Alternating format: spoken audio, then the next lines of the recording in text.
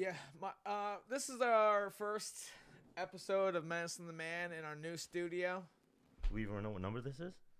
This is 26? I don't know. You're the guy that always has the numbers. 26. 26. Episode 26. Yeah, you sound so much better than me in your microphone. Do I? Yeah. Says it with his chest. It might just be I have a better sounding voice. Absolutely not. I mean, So how are you doing, Menace? It's good to see you again. pretty good. Always a pleasure, Stan. Yeah, I'm happy to be back here doing this. Yeah. We're obviously just trying to make sure we get you guys some content. We're still in the process of setting everything up here. But we didn't want to do you guys dusty 2 Tuesdays in a row, so. But we didn't do anything about UFC 236, Menace. So did you watch those fights? Yep. No. Are you all right? You didn't watch those fights? Which ones was that? Dustin Poirier, Max Holloway. Oh, I watched the highlights. Oh, so you didn't watch them. No, I was at my brother's house, and they were aware that the fights were going to be on the new ESPN Plus, and they were like, "Not gonna order it." And I was like, "Why?" And they're like, "Because when we ordered the fights for your fight, it was such a hassle that I'm done with it." I was like, "Oh, damn." I luckily don't ever have problems with the ESPN Plus, but I always hear people talk about how they have problems with ESPN Plus. Remember, even Cliff was saying he had problems with it last time, Yeah. and that's why he wasn't able to watch the fights. They got to do something about that. But yeah, UFC 236. Dustin Poirier is the new interim lightweight champion. Diamond. So still, only 3 people ever beat Max Holloway, and even that, Max is still one of the best featherweights of all time. I agree. Right up there with, the Dennis Bermudez's and guys like that. Oh, stop. So what are we going to do? We started a little bit behind. We had plans to talk to Jessica I and Gray Maynard. Do we think we lost either one of them? No, I don't think so. Do we want to jump right into it? I kind of want to hear where our levels are at. Like, I'm trying to... Oh, you want to check? Where's Andrew Jordan at? I could call him. Call him up. Should I put him up to the thing? Put him up to what thing? The speaker? I don't know what you mean. Like, should we put this phone call on the... Oh, what is on the show? If Andrew Jordan wants to come on the show, absolutely. Well, no, not like that. Just for testing reasons. He might not even want to, though. No. Give me the damn... Give you the damn what? The, how I plug in the phone. Oh. You should have known what the damn... Well, there you go. What the damn is. Ooh, when you move that one around, it creates a little bit of static. Bunch of newbies here. Oh, complete newbies. We actually don't have an engineer in studio with us right now, but... Oh. So which one would you touch to... Right there, I would go, bam. Is it still loud for you? No, it's loud for you? I don't know. Huh. And then we could go bam right there. Oh, look at me, dude.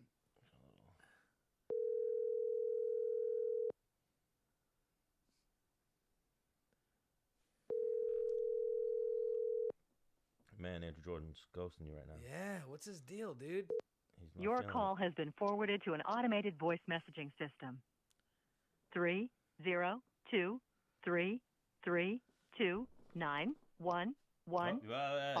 is not available. No, he shouldn't answer. At the tone, please record your I message. hope he gets When you've pranked. finished recording, A you may lot. hang up or press 1 for more options. Hey, you ninny. It's a freaking menace. And the man. And the man. We're trying to get some levels checked for the podcast. Our first time. You're actually our first guest. Congratulations for freaking dropping the ball. Who dropped you? How do our levels sound? We got to ask who dropped you.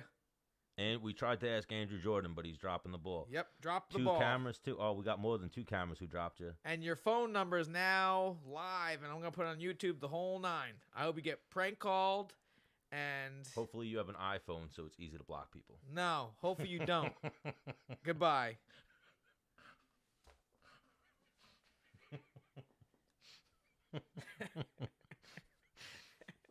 Yeah, we do that sometimes here, Pitch. All right. Well, sound is good. No issues. All right. Thank you. Who told you that? He did. All right. Let's call it Gray. Ooh, let's see what's up with Gray Maynard. Yeah. One of Dennis's old buddies. Yep. Good old pal.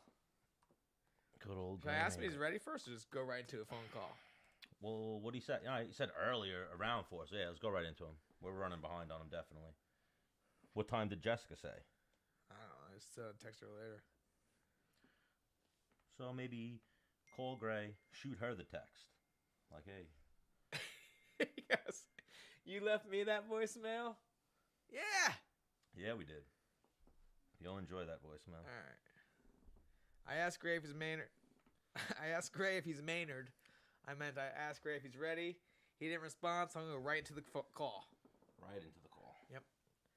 You got to get a little better switching those cameras around. Well, I didn't know how much switching we want to do. What do you want to do? Well, you got to keep the people entertained, dude. They like angles. Uh-oh. What's up, buddy? Hi, Gray. Gray Maynard, welcome to Menace and The Man. What's up? What's going Woo! on? How you doing? We're good, dude. You're on the show, Guys dude. all We're right? live. We are Good, live. good. Live. Yeah. Yeah. It's time. Yeah, great. Oh, so Gray, you have kids. I have 2 kids. I want to get right into what happened, because you just had a boy not too long ago, right? Yeah, little boy. Now, how old is he now? He's about a year and a couple months. Okay. Wait until because you have a girl who's 5, 6, 7? How old's your little girl? 6 years old. 6 years old, right? When your boy goes from 3 to 4, he might pull this trick. We were at the park today and having a great time. We take our little scooters, we scoot home, hanging out, and I'm like in the kitchen. I see him doing something in his bedroom. I'm like, what the? I think I saw him throw something. And I go into the bedroom, and he's got the wipes in his hands. I'm like, dude, what are you doing? He's like, nothing. I'm like, did you just throw something into the closet? Nope. I look around because I watched him throw something in the closet. You know, I look around, I find a shitty wipe. I'm like, dude, what's this? He's like, I pooped myself. I'm like, bro, like, when did you poop yourself? Was it a shard? Was it a No, shard? no. Dumped himself. I'm like, when did this happen, Bryson? When did you poop yourself? At the park. I'm like, dude. You've been walking around with poopy pants this whole time? Well, he just got potty trained like, I don't know, 3 weeks, like a month ago. So Really? Yeah, it's still relatively new. Yeah, he's a hard-headed little jerk. Yeah. You know? And Yeah. so this dude was like, man, this poop in my underwear is uncomfortable. Let me go in my room. Let me, by myself, wipe my ass and try to throw it into the closet. And then I caught his little ass. Oh, so he was hiding shit in the closet. He tried to wipe his ass with a shitty wipe and throw it into the closet. No pun intended. He was trying to hide shit in the closet. Love it. Hey, man. You got to learn how to be sneaky early. You know? What I used to do when I would like shart my underwear or pee in my underwear, I would throw them completely. I had a really high dresser in a corner. Yeah. I would throw them way over the dresser, behind the dresser. There had to have been like a dozen pair of fucking piston underwear. Why were you doing this? I guess I didn't want my dad to know I pissed myself and catch an ass whooping. So now this guy I knew a long time ago. He was fucking rich, right? Rich, right? And he used to run a lot, right? And he'd buy all these like you know how expensive like running socks are? Yeah, they could be up there. You know how expensive they can be? Like $30, they can be like right? $40. Yeah. Right, yeah. Fucking expensive, right? He'd be like, man, I had to take a shit. And this happened all the time. I had to take a shit halfway through my run. I took off my sock, wiped. I was like, where's your socks, dude? Those are fucking like $40. You better carry that shit home with you. He's like, nah, I just threw it away. I was like, I would go find them. and then hang on, the pants that he pooped in, his underwear, I put it in a plastic bag and gave it to his mom. There you go. When she picked them up. You might want these. Hang on, was that a dick move? Hang on, she can throw them out if she wants, but I'm not cleaning them. Yeah, I think you should just throw them out. Can't do that. I'll let her have the last word. Yeah. Hang on, I don't think she knows I put it in her car. You didn't give her any heads up. Like, hey, he shit on his pants. They're in this bag. You were just like, oh, here's his stuff. Where'd you put them, Dennis? Well, I put them under the seat, like completely under the seat. How am I supposed to find them? I don't know. So Gray, we're doing something newer with our show, right? So not only is it a podcast, but we're live on Twitch. Twitch. Yeah, Twitch is like what all the gamers are doing, you know? Ooh, gaming. Yeah. You don't. Yeah, you game a lot, right? A little bit. A little bit. Is there a little bit in gaming, or is it just? Oh yeah, like there's a little bit. There's out? a little bit. There's people that are in real deep. Well, no, what he's saying is like, can you only do a little bit of gaming, or you do it all the time? Yeah. I get it. You can only do it. There's people that can only do a little bit, and then there's people that are like, nope, this is my life. Yeah. The people that what's fuck me and you up. What's a little bit? Like, what's a little bit? For me, I game, I don't know, 3-4 times a week, maybe for an hour. Oh, okay. That's yeah. I mean, that's not bad. That's more of a hobby, I guess. Yeah. I'm doing anywhere from 1 hour to probably 6 hours a week. Okay. You know?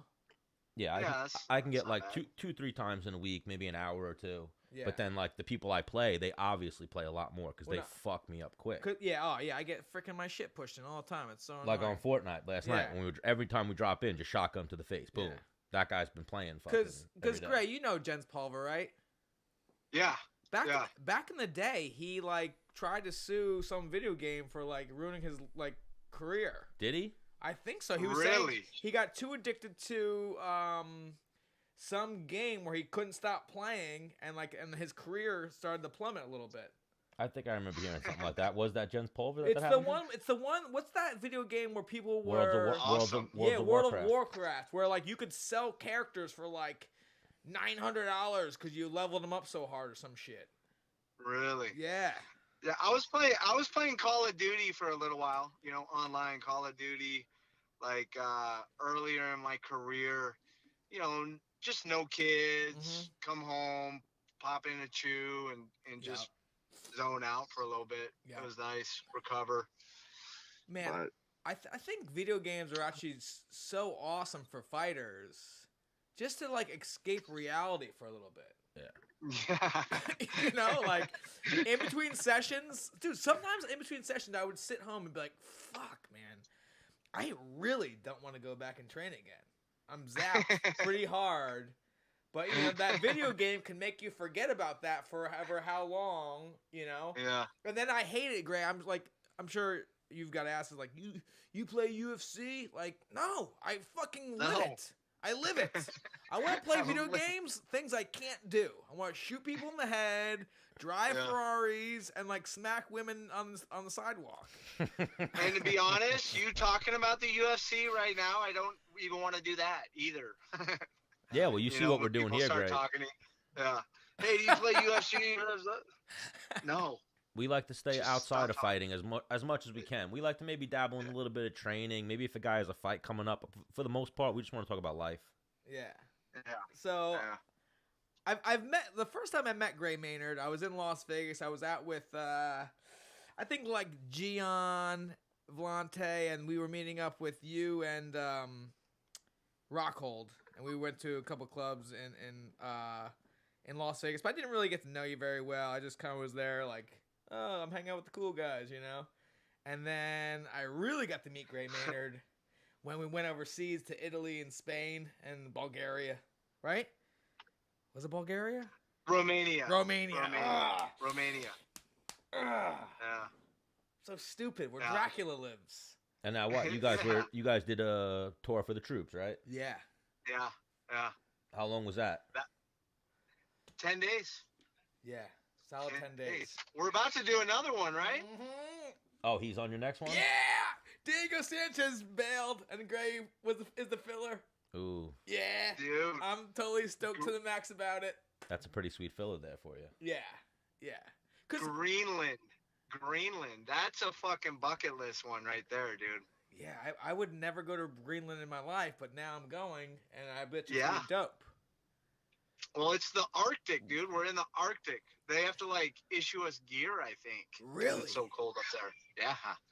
And then we go Arctic to the equator of Puerto Rico. Yep.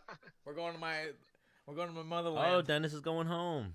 Going to the home country. Hey, Yeah, hey, dude. wait a second. What? That's my home too, bro. That's Is my it? home too. Yeah. Why, you're Spanish? My grandma was full-blooded Puerto Rican. That's right. So- we talked about that. You're like a Puerto Rican, They- right? I'm a Puerto Rican. Yeah. Exactly. Oh, quarter there you Puerto go. Rican. There you go. Do you have any family back Yeah. home, back in Puerto Rico, or? Yeah, like all my grandma's brothers and sisters, are all back there. I feel like you could like make money with that or something. Like, 'cause you don't look Puerto Rican. You could like walk up to people like, hey, like, how much would you bet that I'm Puerto Rican, or how much, like something like that. I know, right? Everybody is like, there's no way. But I'm like the Canelo of I'm like Puerto the Canelo Rico, of Puerto yeah. Rico. Maybe that's what it is. I really, cause the first trip I've ever done for the troops, we get to the airport, I see Gray. Who was our squad? Fuck. Benson Henderson, Yep. And then I'm drawing a blank. I know her name. I just can't. Carla. Carla Esparza. Yes. I see them Yeah. all. Whatever. But I'm like, all right. Benson fights at 155. You had fought. I'm gonna make a real confession right now, Gray. You had fought. Yeah. I think you had your last fight was at 45, and I'm at 45. Yeah. So I'm like, what's this guy's deal? What's he? Yeah. I'm waiting for him. I'm waiting for him to smile at me one time. Like this could. I don't know. Like is he It's cool? on. I didn't know what. Like I got like act the part. I didn't know what to think. And then Yeah, we yeah. got to our first spot for like a meal, and Gray's like, "I'll take a beer," and I was like, "Oh, we're doing that," and I just followed Gray's like for every beer that Gray was having, I was following suit. I was right behind him, and next thing you know, Yeah, he was we was doing were- 2 for my ones. we were. Oh, having you a guys are great time. pounding him back. Oh man, Now, where was Bro, the it first, was one of the best trips ever. Spain is just like unreal. yeah. Spain and Italy, it was just unreal. It was a great So time. the first country was Spain. Yes, yeah. Gray Maynard's the reason why I drink coffee today. Really? Yes, yes. Explain, please. So there's not many energy drinks in Spain and Italy, right? We're jet lagged. Gray's, I've been hanging out with the guy for a while. So what he says, I'm like, you know what? Everything Gray says makes sense, Yeah. And he's like, it's good for you. Like there's not like calories. It gives you good energy. Da-da-da. So I'm like, all right. There's lots of antioxidants Yeah. in coffee, man. Yeah, so I think it wasn't like he like told me to have a coffee and make it white. He gave me, all right, here's an espresso. And I Oh. jumped Espresso. Your first one. It's your not first coffee was an espresso. espresso. Oh. Espresso. espresso. See, I learned Espresso. something Espresso. new. Hang on, I've been calling it espresso probably my whole life. Yeah. And I think Yeah, I know. I- I just want you to be in a barista and like be in a coffee to be able to to play the part. You know, it's espresso, not espresso, I think because that's one of their pet peeves. I think because I like it better, I'm gonna keep saying espresso though. Hey, dude. Hey, Whatever makes you happy. It's a Menace and The Man show. Yeah. You do what you want, bro. Yeah, no, but hang on. I want to be, when they tell me it's espresso, I'm like, I know, but I like to call it. I know. Like, Yeah, that's Ray what you told gotta me do. that, yeah. No, I know that. Trust me. I just like calling it espresso because I like to watch your dumb face when you get all pissed off. Bro, if I don't like a person, right, I fucking butcher their name, right? I'll do it just to fucking fuck with them, right? Just butcher their name and just watch their face. It's the best. And how many times will you let them correct themselves, do you think? I know, as many times as until I stop laughing inside. No, but Gray is like I like traveling with Gray because he's actually like a pretty complex dude. Yeah. You know. Complex. No, in terms of like you for me, like, give me a beer and I'm in the sun, like I'm having a great time. You're like, no man, like let's go like walk the streets and look at like architecture and shit like that. And I'm like, all right, I'm with that too, you know? Yeah. I mean, when in Rome, right? Yeah. When in Rome. Yeah. So Gray Maynard No, I mean, cultured you a little bit. We're really like blessed to be able to do all this cool stuff. I mean, you gotta stop and, you know, take a moment, whether you're drinking alcohol or drinking coffee, is to check out life, check out the new stuff, man. It really. Like, for example, we had gotten to this stuff. We got to the second spot in Spain, and we were staying in a dope hotel right on the water. And Spain's like, dude, let's go for a walk. And I'm like, okay. I mean, our hotel was dope, pool, the whole nine. And we walked, I don't know, 4 miles down the beach, and then got into a town, and then, you know, the rest of the night got real foggy. Yeah. Had a great time. Dude, there was like these cool beach like bars where there was like linen over the top of it. It looked like amazing. It was fun. We had a good time. Then there was girls that didn't have tops on, and I didn't know how to act. Am I supposed to look? Am I American if I do look? Yeah. I mean, what's the etiquette here? Like, I mean, you both looked, I'm sure. Wow. You both looked. I think we had sunglasses on. Oh, okay. Yeah. So you Yeah. were. I think I No, actually. you had sunglasses on. You had sunglasses on, and I was like, Wait, was it nighttime too? No. Oh, daytime? Yeah, we're on the beach, you ninny. I don't know. sunglasses. Yeah. Menace might wear So I was sunglasses like, at night. nah, I'm just gonna be an American. Yeah. I'm just gonna act like I'm from America, and look at him. When's this next trip? May 8th to the 12th. Oh, so you got some traveling coming up. Yeah. There you go. Yeah, it's gonna be a good time. Tan lines. Yeah, Menace is going to Miami, and then where are you going after that? Where's the first trip with Gray? Gray, I think we're going Greenland and then to Puerto Rico, correct? Yep, Greenland and Puerto Rico. And it's me, you, and Ashley Evans Smith. Right? I guess so. Yeah. There's not a I fourth think person. Diego might be coming on it. I don't know. Well, Brian Lee told me that you were coming on because Diego had a fight coming up. Oh, okay, cool. He's fighting. Who is he fighting? Who's he fighting? I don't know. I remember kind of seeing it and be like, Yeah. Oh, he's fighting Chiesa. right. Yeah. Chiesa. Right. Chiesa. How do you say that? He's my buddy too. I know him. Chiesa. I just don't know how to say his last name. Michael. Chiesa. Mike K. It might be. It depends on what your accent is. It might be Michael Chiesa. It might be Michael Chiesa. I'm sure he goes a whole bunch of different ways. Because does he train at over by you in Vegas? No. He stops in Vegas. I've seen. Yeah. He's out here as syndicate a little bit. Right. When he's at the UPI, he trains with you guys.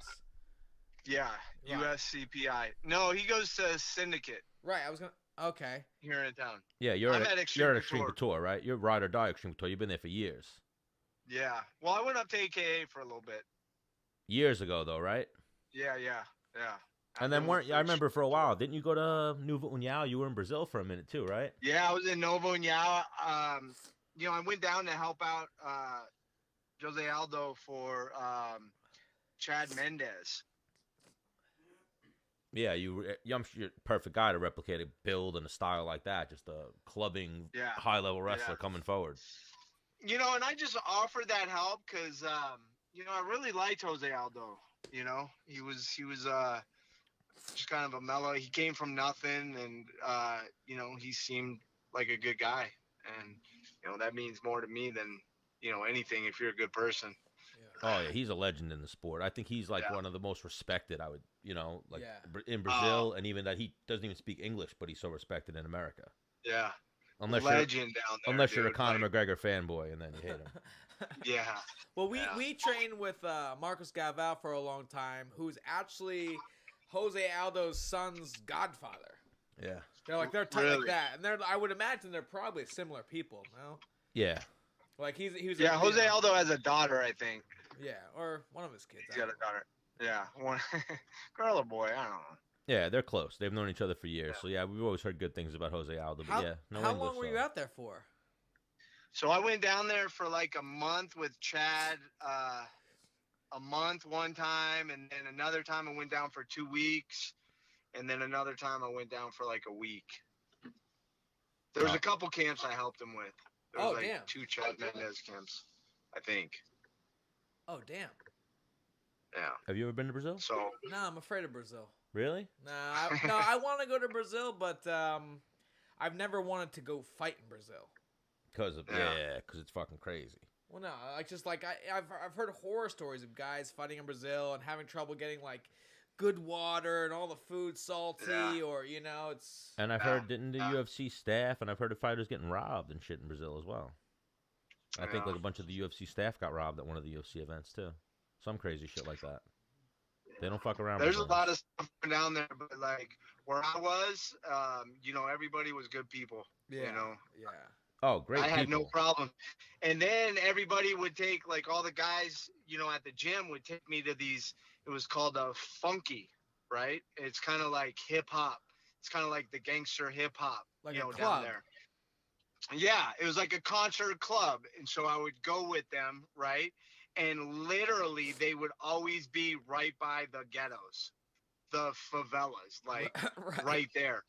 And this was like 2 a.m. We get there, and these kids are running around like 6 years old, asking you for money. I'm like, dude, aren't you supposed to be in bed? And the guys who I'm with, they're like, they don't even have parents, dude. Yeah. It's like, oh, shit. They're taking care of It's themselves. like that. Jeez. Yeah, they're trying to pickpocket you. They're trying to do everything. They're gangster, too. They're like, oh, you luta. Let's fight. I'm like, you're 6 years old, kid. Yeah, I'll punch Relax. you out, you little loser. Kick rocks. Like you don't want the smoke, Kick dude. rocks. Oh man, what if there's Just some? smoke. There's probably some tall like teenagers there though that would step to you. That probably got some height, some Yeah, reach. you just gotta drop Yeah. the biggest one, then you're good. Yeah, you Just don't like a jail. Yeah. you don't want that drama. Yeah. Oh man, I heard like at the clubs in Brazil, like girls instead of like coming up to you and giving you a hug or like a handshake, it's like a mouth kiss makeout session. Ooh, a mouth hug. Yeah. What? Like what? Man, I didn't Yeah, go that's there. that's what the guys would do. They just go up and make out with the girl or something.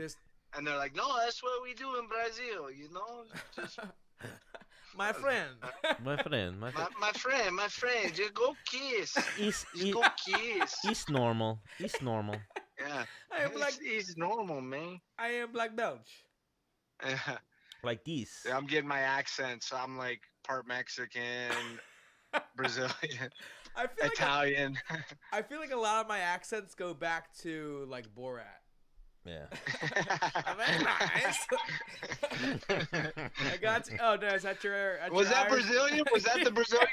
That was Brazilian Borat, pretty much. Yeah, very nice. So what's going on with you now, Gray? You training people? You're out at Xtreme Couture. I see you training Jessica Yeah. I, right? Yeah, training Jessica I. Jess moved out here a little while ago, and we knew people. We knew this, like all the people in Ohio, just because I went to school out there, and everybody told her to kind of get in touch with me, and we're training together. And now you're Helping her out with some wrestling. Are you her head coach or? No, I'm not her head coach. Just helping her out with wrestling and a little bit of cage work and just kind of putting it all together. Grappling, wrestling. We're gonna have Jess on the show a little later. Oh, nice. Yep. And also, and in addition to, I'm going to be in Vegas Memorial Day weekend. Woo! Yep. When is Memorial Day? That's on like the 28th. Yeah, right? I think I'm going like the 24th to the 27th. When's Okay, Memorial 24th Day? to the Probably that Monday, 28th. I'm taking a red eye Yeah, back. her fight's on June 8th. Yeah. So, Because I've talked to her a little bit, and she was like, hey, yeah, definitely, like, come train. I'm like, well... I don't do that no more. Hey, congrats on the retirement, man. Oh, thank you, dude. Yeah. Yeah. Good stuff, no, I'm like, I'm going down for my younger brother's 30th birthday party. Oh, yeah. And he lives in Hawaii. I'm in New York, so Las Vegas is like the halfway point. Yeah. But no, I definitely want to break off, and I'll train with you guys a little bit or whatever, or show a few tricks that I've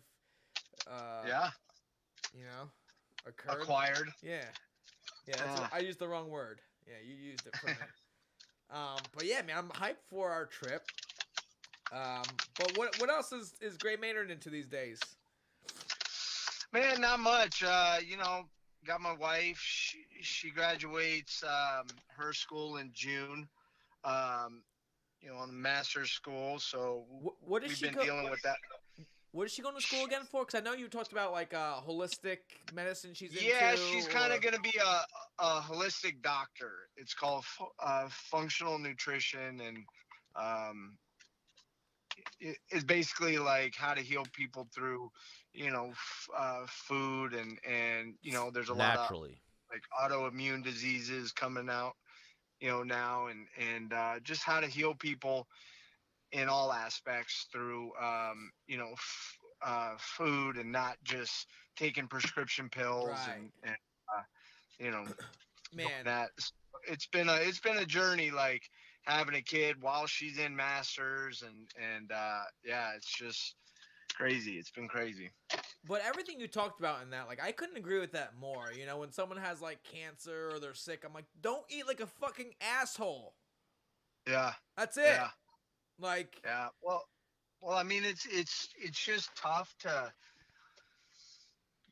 because it's all run by money. It all goes back to money. Right.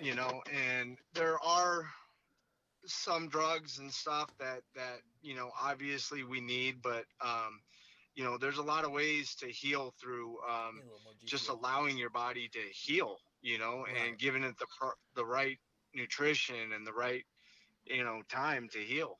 So but we started doing prescription drugs and we're putting like a Band-Aid on gushing wound, and it's not really working.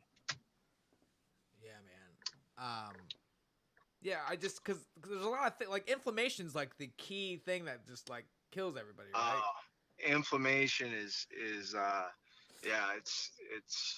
not good for sure. I mean, we do it. Well, it's good and it's bad, like you want some inflammation, like when you work out and shit like that, and that's how you like heal, right?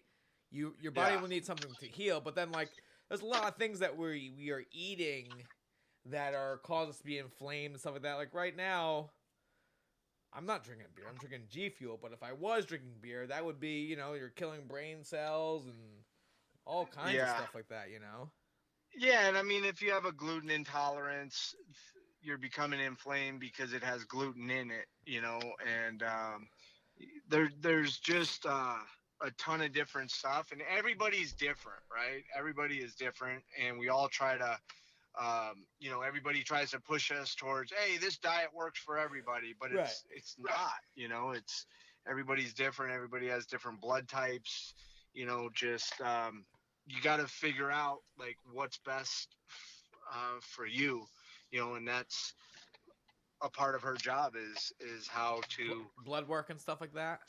Yeah, blood work, diet, how to determine like what's the best diet for you. And it's not really even a diet, it's just your life. Like, this is what's good for your life. Like, you got to do this for the rest of your life, And again, every now and again, eating what you can is all right, but if you're doing it over and over again, it's definitely not going to help you out. Yeah, man. Fucking. Yeah, let's get back on something funny, dude. I Like, know. This is. Yeah. Come on. Bro, you Stan's guys were the pissing me ones off. going to diet and No, all that shit. nonsense. Yeah, well, you know, Nobody hang wants on. to hear that shit. Hang on. You want to you know know who who needs a diet?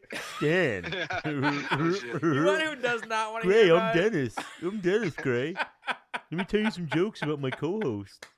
Oh my gosh. You know Dennis Gray. He's got weak material. So like, Oh, it's come like 5th on. grade, 6th grade shit. Look, who you fat? Well, Hey, so the guy that we go on the tour with, he's awesome. Like oh my god. Brian Lee, the best guy ever, right? I just Right had guy. a great time. But we would hear Dennis fucking asking the troops questions, right? They were just so like obvious and off the wall. And then we start asking each other the questions when Dennis is around. He's like, "Are you guys making fun of me? Are you guys making fun of me?" Like, yeah, we're making fun of you. Yes, Dennis, we're making fun of you. Well, the thing is they're trying to do right by us and they give us a good time while we're there outside of us doing our seminar, So sometimes I'm like, I don't really care about radars, so I'll start asking for crazy shit, like, can you blow someone up on here? Like, no. Like, okay. Well, yeah, I remember we spoke to Do you Ashley have a Evans gun? Smith, and you insisted on, nope, I'm shooting your gun. Can Do you I have shoot a your gun? gun? Until they finally let you shoot the gun. Well, I just found the right Hypothetically. people. Hypothetically. Oh, great. One thing that we didn't do that I did wait. on my Thank you second, to our man, our G Fuel tender for the evening, Anthony Piccininni. Thank you for Yeah. the G Fuel, Anthony. Back to what you were saying, Dennis. one thing that I didn't do when I was with Gray that I did on my second trip was I found soft guys and hung out with them. Kuwait? Special Was that Operations Kuwait? Forces. Yeah. Iraq. But did you go to Kuwait? Where'd you go? I went to Al Assad Okay. and like. Where's Al Assad? I don't know, man. All I know is they told me there was like. I think it's in the Middle East. Yeah. No, it is. Okay. Yeah, you can't drink over there, right? Wait, no, but that's we like my- found these guys. That's like my first geography. I got them right. on and the we were show. able to party with So, them. so dude, I went to Kuwait with Ali Kenta, Oh, right? Yeah. And Dan Henderson, and I think Mark Munoz and a couple other people. And like, we couldn't drink that whole time, right? And then we go to the embassy, and the embassy is where you can have like alcohol. And we partied with the Marines there. Everybody got shit-faced. I forgot It who was I was hilarious. talking to. They told me Henderson got wrecked. Dan Henderson? Yeah. He was He's Yeah. a boozer. he was plowing him down. He's as American as it I gets. kept calling Al. I call him the raging Altalian. It's like raging Altalian. Your next walkout, you got to come out in a wife beater, bro, with a little mustard oh stain. Oh my God! gosh. Keep an eye out, Gray.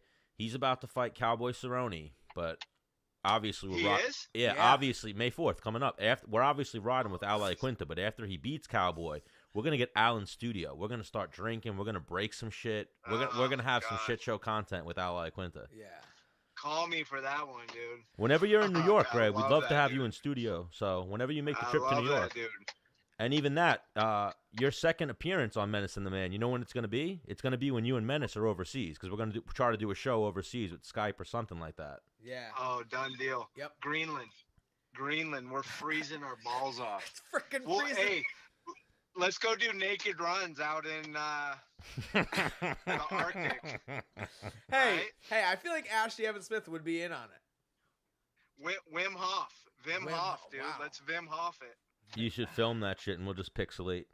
We'll just pixelate what we I'm need not to. trying to run it from a chick totally freaking. We'll pixelate. It's good content. People want to see you guys do some stupid shit. Or I'll just run really Hey, fast. and then we have an excuse. We can be like, dude, it was cold outside. Ooh, I'm in the fucking ooh. Arctic. And we'll I'm put in the fucking Arctic. and we'll put Menace and the Man logo over any junk that needs to be covered. That's what we'll do. Yeah. So you're gonna obviously look and say, "What's that logo?" Oh, it's the Menace and the Man logo.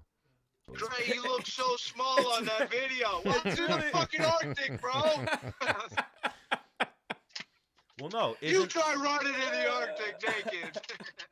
Oh yeah, that's what they say, right? I remember Yeah. that one movie.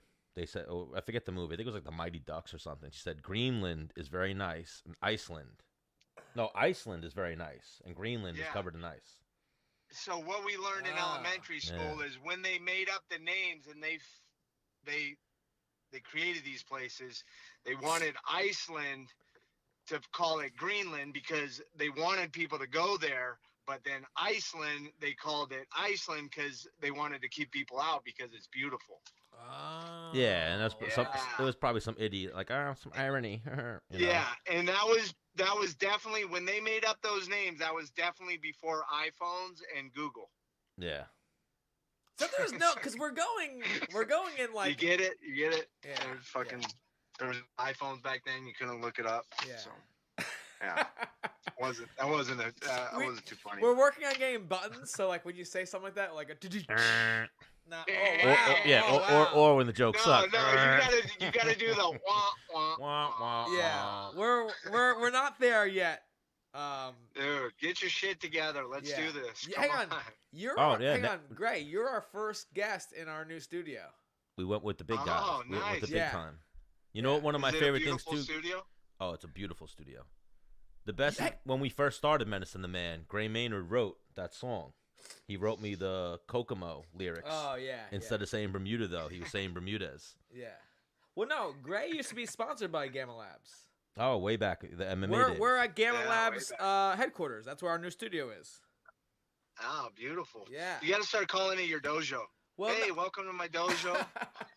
No, we've been calling. Well, I started calling it the. So I've got a Menace cave at my house. It's like my little where I play video games and work out. Yeah. And then every guy has a man cave. So our studio is called the Menace and the Man Cave. There you go. What do you think about that? I like it. Thank you. But I'm just talking about. It was on Boogie Nights when he was bringing that girl into his room. He's like, "Welcome to my dojo." Oh, that's right. Boogie Nights. Yeah. That's right. Welcome to my dojo. Mark Wahlberg. When we bring guests in, that's what we hit them with. Wahlberg. Welcome to our dojo. This is where we're making thunder. This is where we're hitting some moves. Dude, I think this couch turns into like a bed. It does. It's a futon. So if you try a bang later stand, I'm out. Me and you? Yeah, dude, you're freaking a weirdo. No, come on. Maybe a lady, not you. I'm not trying to go there. If you were me and Bermudez, we do we have to sleep in a bed together? No, Cause hang on, one bed. You and Bermudez have probably gotten weird together. I've heard some stories, especially if you guys are drinking. I know how Dennis is. Dennis is a weirdo. So if you're out drinking with Dennis, some weird shit's gonna happen. We had a great time. Hey, dude, he's a wrestler. Yeah, of course he is. Oh, and even that, 100%. You guys both grew up wrestling, so yeah, you guys are comfortable with a lot of shit going on. Stan, did you know me and Gray wrestled? Did I know you and Gray wrestled? Yeah. Each other? Yes, absolutely. Yeah, he beat me. Ben Askren put that on, right? Yes. Yeah. Ben Askren. Yeah. Gray, like every match I was in against a high-level wrestler, went out and scored a bunch of points early. Immediately started fucking you up and flexing on you. Yeah. Then I did my thing, got pull. And then Gray was like, this fucking kid won't go away. He got a little tired. I started scoring points in the third, but it was I didn't have enough time. I wouldn't need I wouldn't need another. I'm like, God, this guy's taking this shit so serious. One of the funniest things too, Dennis told me is, I believe, didn't you weigh in like before Thanksgiving or something like that? Yeah, Gray did, the motherfucker. Yeah, and then Dennis weighed in the day before. I had to lose like fucking. I had to lose like 8 pounds. I'm like, that'd be easy. Yeah, I think I kept texting. Who put that on? I forgot. Papalizio. Oh, I thought Askren. Yeah, Papalizio. I was like, hey, make sure he's on weight. No. Hang on, I'm his guy. I'm just joking. I'm just joking, dude. Well, I remember we were talking to Ben Askren about it, and Askren was like, you know what? Now that I think about it, he did look a lot bigger than you. So, yeah, I was like, no, bro, if he weighed in before Thanksgiving, he was Thanksgiving meal and leftovers bigger than you, yeah. Hey, dude, if you ain't cheating, you ain't trying. That's how winning is done. Yeah. So, well, great. Did that O'Malley just pop for another? No, did he? I could have swore I saw something like that. I don't know. I know. Really? Ostrich or some shit? Ostrich meat? No, not ostrich meat. Like, what are you talking about then? Ostrich? I saw ostrich? Because didn't he pop for something before? He popped for a diuretic, I believe, before. Yeah. I don't know. He Pitch. smokes a ton of weed though, right? You got Oh, he smokes anything? a lot of weed. What about you, Gray? You smoking anything? Nah, dude. If I smoke, dude, I'll be in a closet. I'll think you guys are cops. I'll be out. I Get won't you. be good. It hits everyone's cannabinoid receptors differently. Some people get super paranoid. Some people get super chill. Some people fall asleep. Some people get productive. Either paranoia or laughter, like uncontrollably, that turns into paranoia that I'm laughing too much. You know, like, am I laughing too much? Because I feel like I'm laughing too much. What'd you say? O'Malley suspended for the first quarter of 2019. Something Oh, wow. else? Something new? Here, can you look at the phone? Or I could pop it up here. Yeah, whatever. Let's see. Well, he's already has it up, Stan. You're a slow typer. Well, I was in the conversation with Gray Maynard, an OG in the MMA game. What Yeah. season of Tough were you on, Gray? 8. Season 5. 5, yeah, way Damn back it. in the day. Where they're up to like 28 now, right? What are they up to? 26? I have no idea. Why don't you just take his phone? No, because I see it right here. It says he's among the 4. Sean O'Malley, Nico Montano among 4 sanctioned by USADA. Oof. So he got another suspension on top of the other 6, is what it's looking like. Tell you what, That's man. unfortunate. Damn. Talented kid, He too. don't look like he's taking any juice either. Yeah, right? Well, that's the thing too. I've heard, like, I've talked to you and LaFleur about the USADA list. It's pretty ridiculous. Some of the shit on there is like, obviously, a lot of the shit is steroids and performance-enhancing drugs, but then some of the other shit Hang on. is. Do you want me to be honest with you? I've never looked at it. You've never looked at it? No. Oh, I could have sworn I had. If there's anything that I question, I'll like send it to my manager and have him look into it. Yeah. But you know, I just go to GNC for the most part, and I know there's things in there, but I have a. Yeah, you did good. You never pissed hot. Well, I've never taken anything that was fucking illegal. Yeah. You know. Oh yeah. Not if you ask who dropped you though. Who dropped you thinks you're juicing, but then he backed himself out and said you were just all hopped up on G Fuel. That's right. Greg, when did you start fighting, dude? What'd you say? When did you start fighting? I think I had my first fight. It was an amateur fight against Evan Dunham Oh, up wow. in Oregon. Yeah. Amateur or Like, professional? Like 06, it was amateur. So I had Evan Dunham as an amateur. Then my next first pro fight was in Iowa. The guy was trying to match me and Tyrone Woodley up, but Tyrone couldn't make it, right? And then I had another pro fight against, you remember Brent Weedman? He was a Bellator guy. He Yeah, fought for the yeah, I title remember a him. couple times, yeah. So, yeah, I fought those guys, and then I was on the show. What was your record before the show? Like Undefeated. 3 or 4-0. All right. Like 4-0 maybe. Pro. 1 amateur, yeah. Oh, I remember. Yeah, Gray was a fucking stud from the jump. And now you wrestled. You were at Michigan, right? State. Michigan State. At Michigan State. Yeah. Yeah. And now you were like the team captain, like one of the baddest dudes in the room, Rashad right? Evans. Yeah. Yeah. So, I mean, I guess you could say that. Yeah, we had Rashad on as well. He was a good time. You did? Yeah, he spoke about he spoke highly of you and Michigan State and stuff like that. Yeah, we're doing big things here, Gray. You're late to the party. We were saving you for when we got into the new studio. Yeah. You know- know me, I'm I only go with the new studios and stuff like that. Yeah, You you know, only go with things big when time. you only like into it when Yeah. when it's a short thing. Before we weren't sure what we Yeah. were doing. Me and Menace were just in there bullshitting with each other, dicking around. Yeah.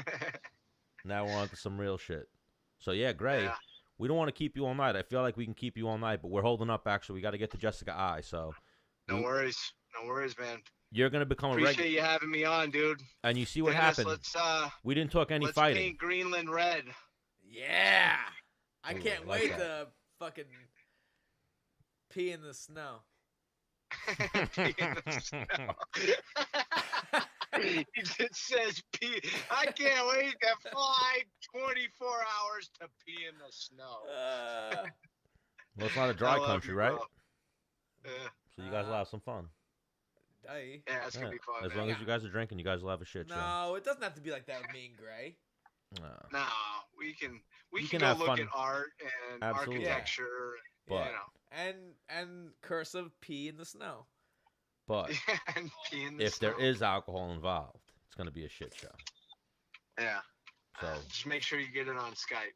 oh yeah, we're gonna bring the cameras. We're gonna get some Skype going. He's gonna have the GoPro, and you guys will capture some Gray Maynard and Menace Bermudez live adventures in Greenland and Puerto Rico.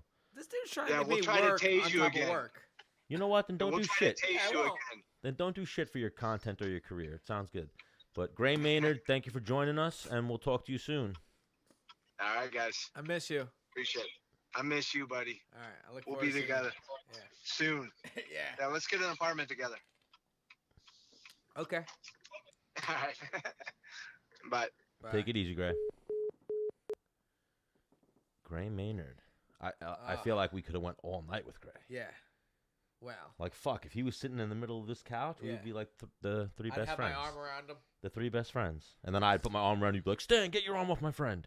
Yeah, because like you know, you take it too far, Stan. So text Jessica, see what she's, or should we go to Puna and then Jessica? We're at 8:22 now. How about? Hang on, this is our own studio. We can I know we can do whatever we want, but I also want to try to get Nick on. I definitely want to get Puna on. I'd love to get Jessica I on. So Hang on, Nick said he's an hour ahead of us. My brother. Yeah, it's an hour behind. Yeah, he's Being in Japan. we're going for the stars. no. Hang on. I was like, we record. Hey Nick. Yeah, what did he say? Piccininni- hey, He I said answered us. Hey, Nick. We record from. So I saw you. 7 to I saw you 9. wrote that. Where did you read that? Benavides pop? Benavides and Dillashaw just popped. Joe Benavides. Yeah. Ooh. No. Dillashaw, dude, I was so. Are you sure it wasn't Dennis Bermudez? Because people get those two confused all the time. Dude, my boy Dennis is pure. Benavides. It's pure. Because who dropped you? Who dropped you is accusing Dennis. It might have. If Dennis might have popped Well, for dude, G Fuel. look, put my camera on. He wrote, "Why you flexing on Stanley Put so my- hard? Everybody Ah, knows." look at that, dude. Fucking There ready you to go. Menace cam. Fucking Menace cam. Oh, we're gonna adjust these cameras too better for next week, so that way it's like hardcore Menace cam. So that way when he's like flexing, the veins bulging in his head, you can like see it. Get right in there. Let the Menace fans get what they really want. Who was I just looking up? Joe Benavides. Oh, and I was gonna say, I mean, you got to expect that he's a 3-time All-American. Gray Maynard. He's a fucking badass. Yeah. Where you like, you could have had one more year where you could have possibly been an All-American. I think like Gray's one of those guys, like you would have saw him every year at the national tournament, you know, and he was clearly a fucking stud. So there's no shame in losing to him. Oh no, I knew he was an All-American. Yeah. And even that, he might have been one of those guys who like kind of, you know how sometimes guys are like, oh, you're an All-American, but you underachieved. Like you were supposed to be 1 or 2. Yeah. Well, I mean, I was never an All-American. You weren't always an overachiever. But I would, right? Yeah. Yeah. An underdog, Rocky Balboa. Yeah. That's like everyone go back and listen to that episode. What was that? 20 with Stutz. Oh yeah. That's one of my favorite episodes. Yeah, that was a very good one. Just getting into a little bit of Menace's, wrestling history and how he got into college and whatnot, and hearing like a coach, like how a coach like sees the talent in you. You know what I mean? Like the coach knew he would just fucking, yeah. Like the coach knew Dennis would just listen. He actually said he was just dumb like a box of rocks, but it was endearing. He said it very endearing. Yeah, he said it in a very endearing way. You're endearing, Stan. I am. Endearing's a good word. You don't know what endearing means? Yeah, I do. So I don't know. Did he? No, I don't think he popped. I think he's just. Dillashaw definitely did. Yeah. Oh. You got to be careful there. You're giving us the wrong information now. Yeah. Joe Benavides didn't pop. He was commenting on Dillashaw getting popped, and he wrote, "I'm surprised that it took him that long to get caught." Joseph Benavides. So yes, please. Sorry, Joe Benavides. We had to Yeah. immediately research that and clear it up. I apologize. Piccininni's been drinking too much G Fuel. Yeah. Wow. That. Yeah. He ate 2 slices of bad pizza and too much G Fuel. That will get you every time. But Joe Benavides, you're still a friend of the show. We have to get him and Megan O'Leary. We actually had him and Megan O'Leary like, oh, we'll be on Tuesday, and then we just never like followed up. like at Dennis's fight, because they both won that weekend. We were in Joe Benavidez and Megan O'Leary's like hotel room at like 2:00 in the morning, like shooting the shit. And we were like, "You're coming on the show, relationship. We're gonna do relationship therapy." And then we never followed up. We got to follow up with that. I'm pretty sure Nick's watching right now. Nick who? Piccininni? Yeah. How do you know? Because he texted me laughing my ass off. I just got done with practice when I sent that. My bad. I'm an hour behind. Cry face, cry face, cry face. Like cry face laughing. Yeah, so he's in Well, the no, hang on. he's like, in the after I called him out on like, hey. He's Central Time, right? Yeah, he's on Central Yeah. Time. He's in Stillwater. Yeah. Silly goose. Silly. And then Jess, I think I came at her a little aggressive. You always come at I said, everyone a little aggressive. well, no, like, hey, babe, you ready? Like, she said, hey there, ... But, or she could be like, hey there, ... Ooh. Is that like, hey there, ... or hey there, hey there? 5:30 her time is 8:30 our time, right? Yep. Oh, so we got her and Puna at the same time. Ask her if she could do 9. Which would be 6. And tell her we'll send her the autographed Menace photo that we owe her and a shirt. And it's 6 o'clock. Ask her if she could do 6. Tell her we just had Gray on. He was very complimentary. And then we'll jump into Puna. And then we'll try to jump into Jessica I. And then we'll try to jump into Nick Piccininni if he has a little bit of time for us. Or maybe we'll try to, whoever we don't get today, jump to Thursday. We could do all things through Jesus Christ who strengthens us. I'll do them all tonight. I'm just saying, if you're down, I'm down. I don't give a fuck. I know Yeah. we're on our own time schedule now, so. You want to put the camera on me? You want to know who else doesn't give a fuck? Who, you? Me. The Menace?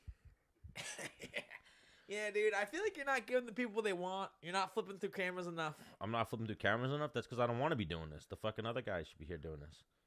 But What other guy? our engineer. We're gonna create a little rotation of a few engineers. So our young Jamie, as Joe Rogan has, we're gonna have a few young Jamies. Where's Joe at? I don't know what happened to Joe. Well, hang on. You see where I'm coming from, right? Of course, but not Yeah. really. At the same time, Wow. do something for me and I'll gladly start blessing you. Wow. So I should bless you before you do anything for me? Wow. Well, When does UFC pay you a check? hang on. If I go there and my opponent doesn't fucking show up, I still get some money. Nobody's opponent didn't show up.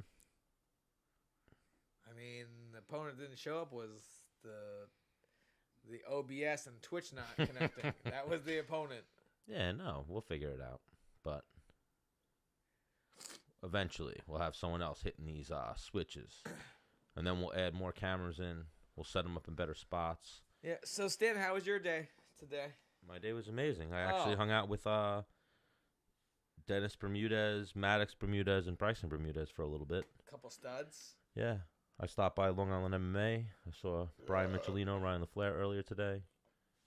Did you go to Long Island MMA today? This morning? Early this morning, I taught a private. Did you notice the front desk, or you just walked right past it and didn't even notice my work? Walked right past it. You're a piece of shit. Well, anyway. I don't check in. I show up. Well, anyway, I did some nice little trim work at the front desk for Depot, so it looks pretty mint now. I think I know what you're talking about. The Menace angle needs a little love, too. You are biased who dropped you. But all right, let's get it. Let's go for the little Menace angle. There you go. Little Menace angle. Yeah. And we're going to get Gun you show is right. watch who dropped you. Me and Menace don't know how to work the Zoom or anything like that, but our boy DeQuattro does, and once he teaches us, we're going to start zooming and shit like that, so I'll zoom right in on Menace's face. Yeah, we're going to zoom in on all your pimples, Stan. My pimples? Yeah.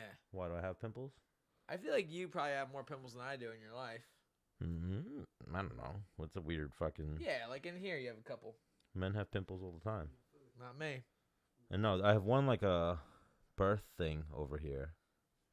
And then maybe I have a blemish or two. Thanks for pointing it out, you dick. Real piece of shit, this Bermuda's character. Nah, that ain't me, dude. All right, so let's go right into your boy Puna.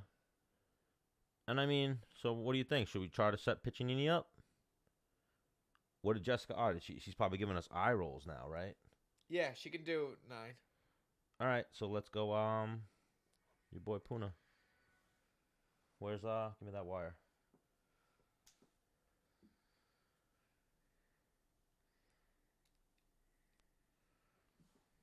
So I'm curious. How do you know Puna? We're going to talk about it on air, but Ryan LaFleur was managed by Ali. Puna works with Ali. So Ryan LaFleur working with Ali and doing some training sessions. Puna would be there and training. Yeah, and he's a 45er. I've never actually trained with him. Mm-hmm. But I respect him and watch his fights and the whole 9. And no, I think you're thinking of Dan Ige. Oh, is the 45er. Puna's the bigger one. Oh, I don't know Puna then.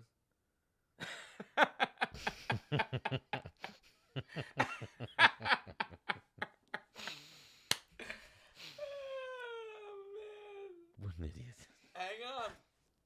Dude, he knew who I was. Everyone knows who you are. Or let me see a picture of him. Everyone knows who you are. What a dick. What a dick this guy is. Oof. Oh, my God. Oof. Best friend, it's me, Dennis. Hang on, let me see a picture. I'm pretty sure. Oh, yeah, no, I know him. Well, I've never trained with him either. You've definitely never trained with him. Oh, yeah? You go to all my training sessions, Stan? Well, you train with light heavyweights and middleweights? Yeah. Who? Give me the last middleweight you train with. Hugh McKenna. All right. I've also trained with... Hang on, I trained with Costas Philippou in his prime. What the fuck were you doing training with Costas? We were on the ground. He's fucking huge. Yeah, I thought it was going to be a lot worse than it was. I trained with Costas, too. He's not amazing on the ground. No. Hang on, I'm not standing up. I mean, he's pretty good, but he's fucking... Well, hang on, he's so strong. So strong. Like, well, yeah. So, like, I've had that with a few people. He was definitely one of them where it was, like, at any moment when he was like, you know what, I'm done with you. He would just throw me. He could kind of just fling me off of him. Yeah. Speak for yourself. I'm sure he was flinging you, too. So, you do know Puna. Yes. All right. So, we're calling Not Puna. as well as Dan, though. Okay. So, we're going to call Puna Soriano. He's actually about to fight on the... What's it called? Contender Series. I'm going to need you to... Oh, okay. Puna. Oh. Hey, what's up? Hold on. Can you hear me now?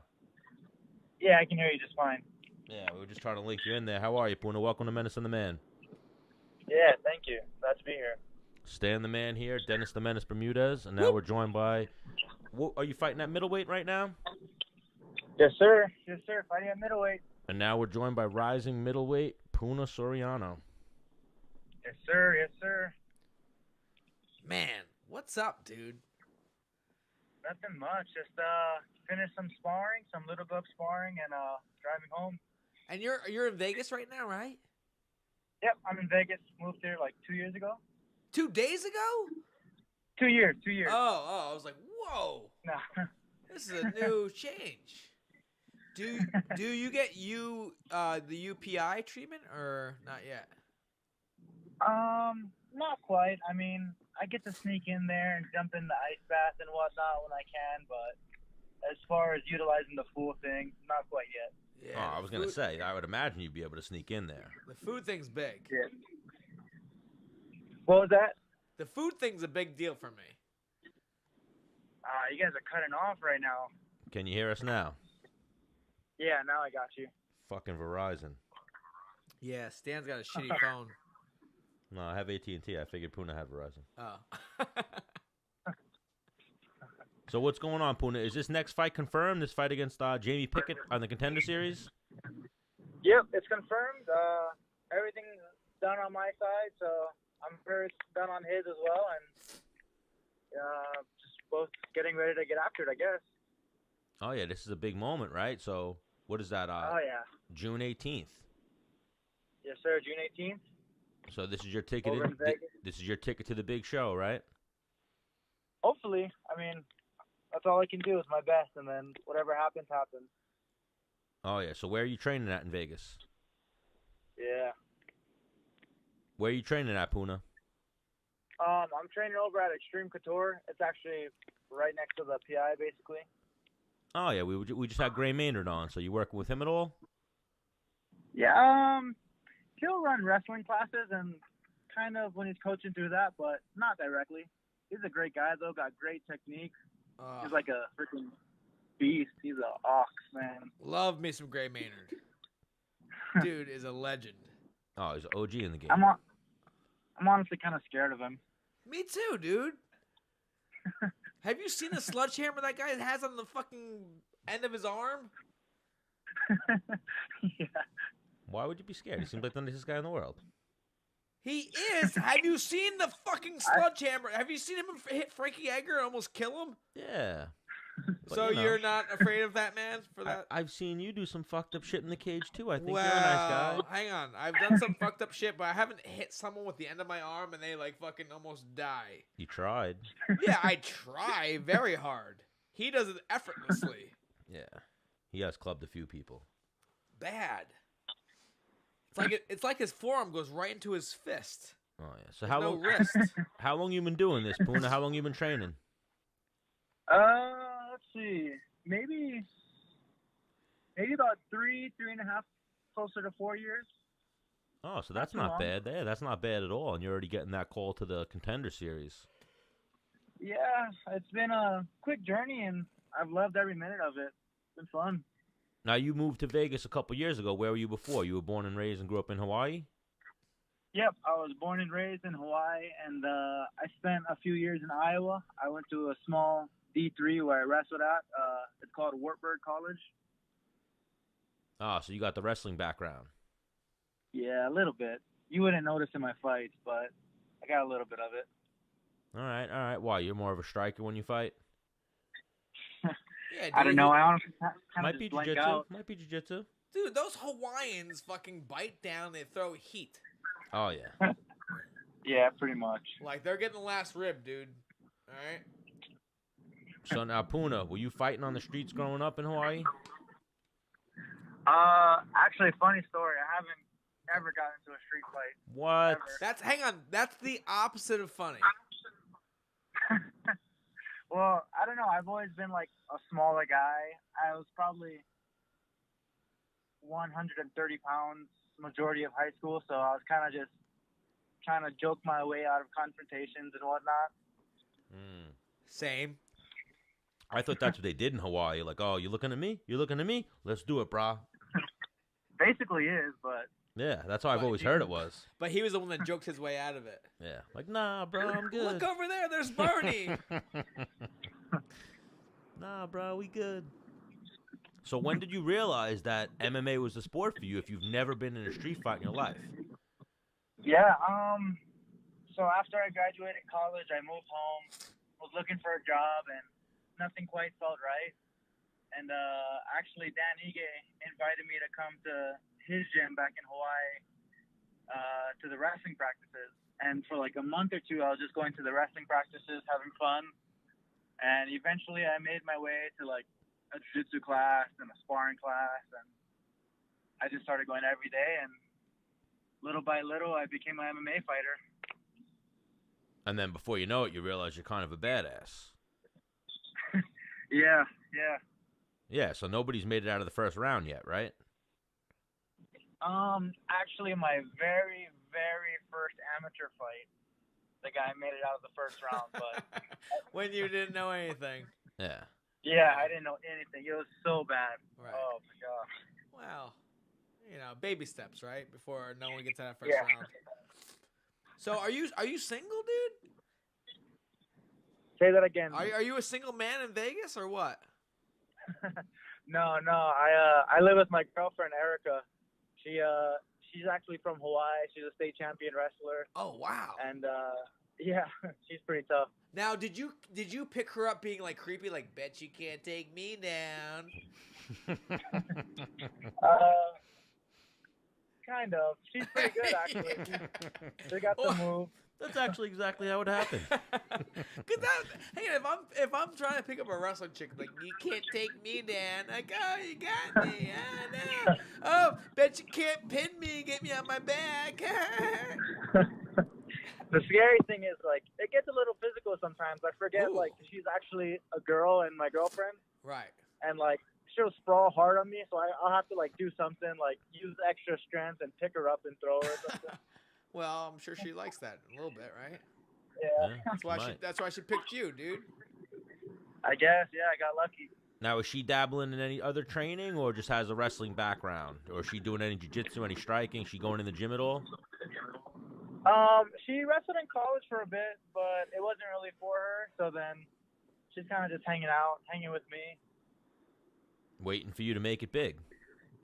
Yeah. Does she work? Yeah. She works at a hotel called the Renaissance. So Easy job. Do you guys get equal pay, or is she the sugar mom, or you the sugar daddy? Where are we at? I think she makes a little more, but Ooh, I like somehow it. it always feels like I'm still treating her. Yeah. Whatever. Yeah, well, she knows there's a pot of gold at the end of the rainbow there. Yeah. Yeah, She has a hard-working man, professional athlete. He's got a big dream. So, yeah, she knows that there's something going on there. And that's good, too. When you find a situation like that, you know you got a ride-or-die chick. When she's not like, oh, no, this guy's making money. It's like, oh, no, this guy's on the come-up right now. So. Oh, yeah, 100%. Oh, yeah. I'm pretty sure she was with me when I was, like, 215 and kind of chubby, too.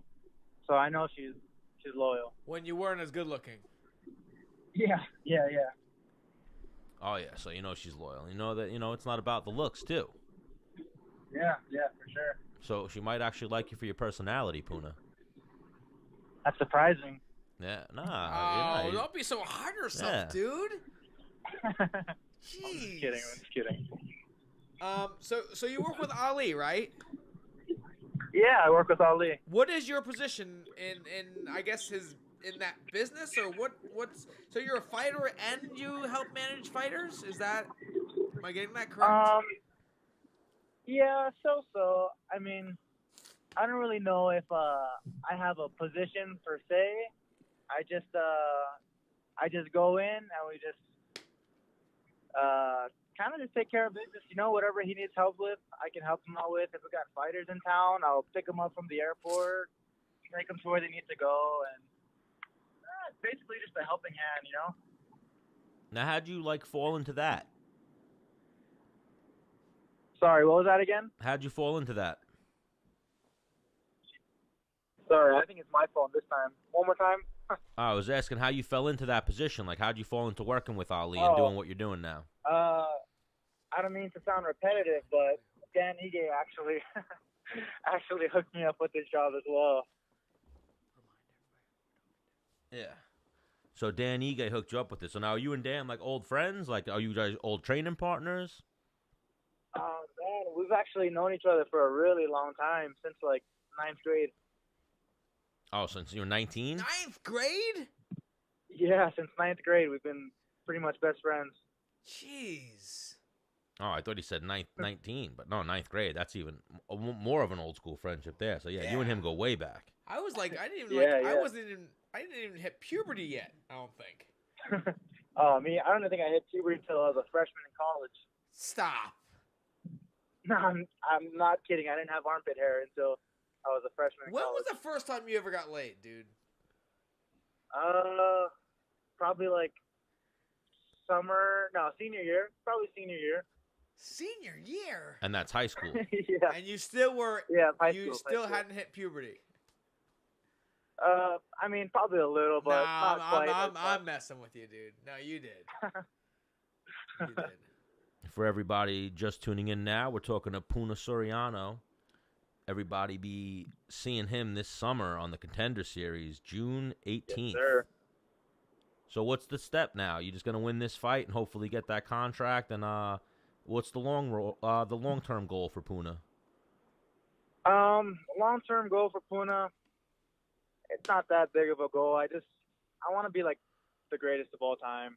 Yeah, so very modest, very short, very. Not a big deal. No big. Yeah, no big deal. No big deal. Yeah, I mean, I play it off like that, like it's no big deal, but that's really the goal. I want when they talk about the discussion of who's the greatest of all time, when they're talking about like Khabib, Anderson Silva, be like a definite. You want to put Puna Soriano in that conversation? Oh, I think we lost you. You there? Yep, I'm here. Oh, we got you. I got nervous there for a second, dude, that we lost you. No, I'm still here. I'm still here. So now, who you working with out in Vegas? Like Ray Cepho coaching you? Who do you got coaching you at Xtreme Couture? So, the guys that run the main pro practice are Eric Nixick and Dennis. And on the side, I'm doing most of my work with Nate Pettit. He's been taking care of me since day one. First day I came out to Vegas, he pretty much offered me a job at the club, which was pretty fun. And he's like my dad, kind of. And I've been working a little with Ray Cepho too, and he's great. Now, what made you make the move out to Xtreme Couture of all places? I had a few friends I knew there, and honestly, like, the team I had back home was great, you know, a bunch of athletes, everyone was high level, but I was just the biggest guy by far. Everyone else was a 45-pounder, and I was the only middleweight. So I was just picking up a bunch of bad habits and whatnot. And bad habits as far as what? Like, if I took someone down, I wouldn't really, like, put my pressure on them. It would just be my weight would be enough to hold guys down, you know? So I didn't know how to put top pressure on people. Yeah, you weren't getting the same looks Things like that you'd be that. getting in your fights, yeah. Mm-hmm. Right, yep. Now, who you training with out in Vegas? Who do you got to train with? What kind of bodies you working with? Man. Luckily, we're next to the PI, so aside from all the great bodies we already have, we get a bunch of people that come and cross-train with us. But on a day-to-day basis, I'm mostly working with guys like Brad Tavares. Lagoy Ivanov actually just threw me on my head a few times today. Who else did I go with today? Some up-and-comers, Ty. Not sure of his last name. Who else do we got? Uriah Hall, he's always pretty scary. So, yeah, there's just always, so where at your old gym, it was nothing but littler guys. Now you just got constant bodies to work with, all different sizes, right? Mm-hmm. Exactly. Yeah, I remember way back in the day when Xtreme Couture first opened up, probably like 15 years ago, maybe even 20 years ago at this point. Wow. Yeah. However long ago it was, way back in the day, probably at least 10 years ago. And it was like everyone, you know? Like you can go there no matter what weight class you were, and it's still like that today. Usually gyms fade out a little bit, you know? Yeah. Yeah, well, Xtreme Couture is still doing big things. Randy Couture is one of those OGs. Is Randy still around at all? Yeah, I was just going to say, he stops in every now and then. He's still got it. I don't know how old he is now, but he's still got it. Oh, he's got to be in his 50s. Do you work with Jay Haran at all? Oh, he's another stud, man. I know. Because we were trying to get we were going back and forth with him for a little bit, trying to get him on the show. He's like, I got to spar. I'm like, what? What do you mean you have to spar? Like he was like, no, I'm not. Like I'm not doing something for. I gotta go in there and get after. I was like, damn. All right. Because he didn't retire for like 2013, I think 2014. Yeah, he's been retired for a minute. Yeah. Got to stay in shape. Why you don't think? He'll disappear for a while. He'll disappear and just come back on random sparring days, beat people up, disappear, come back, beat people up again. Why you don't think you're gonna spar anymore now that you're retired? No, I definitely will, but I'm not gonna go in for no reason. I need someone to be like, hey Dennis, I need your work. Or I have a bad day. And then my bad day turns into everybody else's bad day. So if you have a bad day, you're showing up to sparring. Yeah. All right. Yep. Which is I've done that like, I think 3 times in my career. Like showed up because I had a bad day and someone was gonna. I remember you told me one of your bad day stories, and you like I fucked up, and you were like thrashing people. Yeah, bad. I'm not trying to like finish people, but like on these when I show up with a bad day and people have to pay, people are getting finished with 16-ounce gloves on and shin pads. You're throwing heat. Yeah. Well, that's how the sparring is at Xtreme Couture. Is it still really hard sparring at Xtreme Couture? Last There's time a I was few there, guys. it wasn't too bad. Well, yeah, again, it depends on the guy. Depends on who you go with. Because there are some guys that they're like looking to fucking make a name, yeah. Well, not dude. make a name. That's just how they fight. Yeah. Yeah. Well, kind of, sort of, because I fight pretty, like, I get after it when I fight. But in the gym, I'm probably, like, the gentlest guy. Yeah. Because last time I was I there, don't I know. worked with Kevin Lee's younger brother. Oh, Keith, yeah. Very talented kid, you know. Oh, for sure. But we went light, you know. It was a sparring round, but we went light. We got good work in, and it was good, Yeah. you know.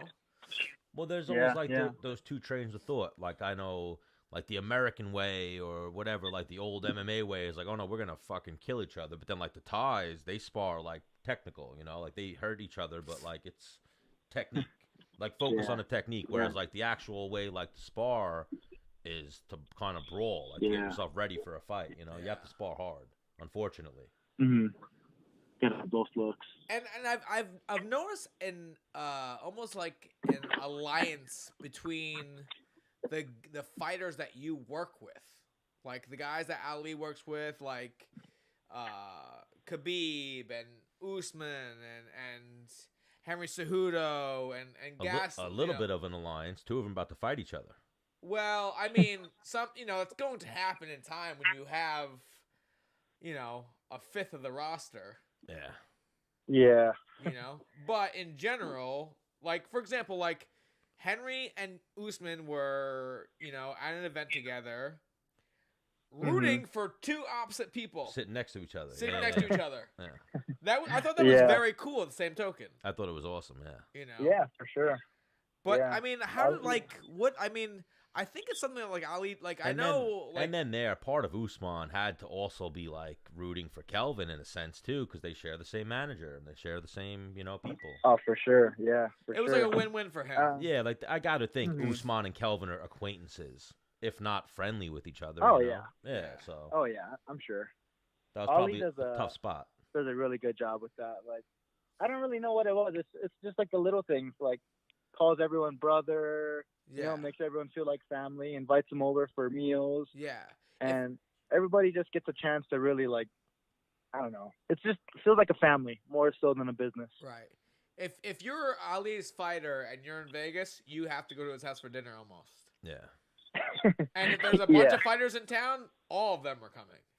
Oh, well, for sure. We've had Ali on the Those are show, the and best. we've talked about it a few times. I think Ali gets a bad rap because of how passionate he is. And then there's obviously those fans out there that just want to attack anything anyone does. You know what I mean? Right. But Yeah. I would fucking kill for a friend or a manager like that. You know what I mean? That would be like ride or die. Yeah. That's what you want. 100%. But would you kill a small baby, Stan? Would I kill a small baby? Yeah, for that. Depends on what the baby did. No. Yeah, what that baby you had do? to sacrifice a small baby for a manager like that. Are you killing the small baby? No, I'm not. Huh. So you wouldn't kill anybody. Is that what I said, that I would kill anybody? We'd have to listen back to that. Yeah. It was an expression, a generalization expression. I wouldn't actually kill a little baby. You didn't have to get specific on who I would murder. But to what be if the friends baby had red hair? Ooh. I'd let him live. I have a nephew that has red hair. You know who else has red hair? I have strawberry reddish tints in my hair. Yeah. Dude. Here's something that happens on this show, Puna. Dennis has really bad jokes. So now I know all his jokes. So now when he tries to do them, I just fucking deliver them before he does and kill them. Almost like the Eminem 8 Mile. Yep. Yeah. I know everything you got to say against me. Yeah. Yep, pretty much. You probably love 8 Mile. Oh, I fucking love 8 Mile. How do I not love 8 Mile? Everyone That's loves a good 8 Mile. movie. Everyone loves 8 Mile. Puna loves 8 Mile. What do you mean? Oh, it is a great movie, but it's probably like your Bible. My Bible? Why is it my Bible? I don't know. You would like to be. Well, so wait. Last week, now what? I want to be Eminem or a rapper. Last week I want to be a battle rapper. B Rabbit. That's the guy's name. Oh, I want to be B Rabbit. Dude, mom's spaghetti. Yeah. You got one shot. You're mistaken. You're mistaken, Dennis. No. But Puna Soriano, we want to thank you for joining us. You see what we're doing here. We're trying to keep things light. We try to go a little bit outside of fighting. And we obviously I like it. we like to get guys on the first time, and then the next time we get you on, that's when we're gonna ask the real questions. You know? Nah, he's lying. No, I'm just joking. We don't have any real questions. Well, I'm ready for the heat whenever you guys want. Well, I get a fighter on. I soften him up first time, right? Second time, I get him comfortable. Then I'm like, yo, like. But we were like, yo, Puna, Time you to get in the strike. street, you get in the street fights. He's like, no, yo, you got a girl? He's like, yeah, I got a girl. We're like, oh wait, we got nothing else to talk about. We don't got anything to talk about. What? Does your girl let you go to strip clubs? I'm sure she would. It's funny. I was actually gonna. One of my first jobs was actually gonna be at a strip club, a bouncer. Wow. Oh yeah, And that's she was like okay with it. that's like a rite of passage for a UFC fighter. It seems. If you're over like a certain height, though. Yeah, you have to be Yeah. over 5'8", and you have to weigh over, I don't know. You probably gotta walk at 200. 180. Yeah, you gotta walk at like 190, 200. Yeah. And then they'll be Yeah, like, just yeah, barely made it. you know how to fight? You want to? Weren't you a bouncer? You remember you had that one story where you were a bouncer One the one time. night. Yeah. We'll save that story for next time. So Puna, sure. we want to get some of your staff or the fighters you guys work with on the Menace and The Man show. Do we reach out to you, Ali, Dan? I would try a group chat with the three of us. That is probably the best way Okay. because with everything going on, it's a mess, but it's organized at the same time. Right. If that makes any sense. Yeah.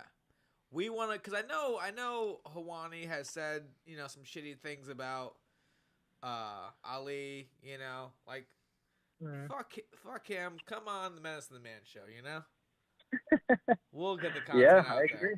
Yeah, and like I've told Ali a few times, and I told him to tell you, Puna, and tell all the fighters, we're the fighter show. That's what we want Menace and The Man to be. We're the fighter show. You don't want to come on a Fighter show show. and get a jerk-off journalist asking you questions. I grew up in this sport. So I grew up with Yeah, all my sure. friends are UFC fighters, and Yeah, then he grew up in it and I did it. and then Dennis is a UFC fighter. So we don't want to get guys on and ask them dumb questions. We don't want to do shock journalism. We just want to get on. I want to know if you play video games, if you're single, are you on Tinder? If you're on Tinder, what's the nasty girls you bang? What's your moves? I want to know, Oh, man. you like cars? What's your fastest car? Have you ever outran the police one time? I want that stuff. Okay, I got some good stuff. Go on. You gotta ask me the All right. questions though. You gotta ask the right questions. Have you ever outran the cops? Yes. Yeah. and- Yeah! Me Slash- too, dude! slash no. Me too, dude! I would think that goes on all the time in Hawaii. I mean, maybe I'm like stereotyping Hawaiians. I feel like Hawaiians are badasses. They are. Like, So. like I feel like a Hawaiian might beat up a cop when the cop comes there. Maybe if the chance is there. Yeah, my younger brother just moved to Hawaii. Like, well, he didn't just. Oh, no way. He's in. I think. We went What's over the this last capital? week. We didn't figure it out last week either. I Honolulu? don't think. Yeah, I think he might. Well, I don't know. He's in the Coast Guard. I haven't been there yet. He's in the water then. He's in the water by Yeah. Hawaii. Shout out But- to Jay Bird. Yeah, I I need to remem- go. I remember him like moving in, and him and his wife having like a debacle, and like, we need security cameras. We like what? Like, you gonna put the grill out there? You better put a lock on it. You better chain it. And I was like, really? It's like that over there? I don't think it's that bad. I mean, I don't ever remember locking my front door.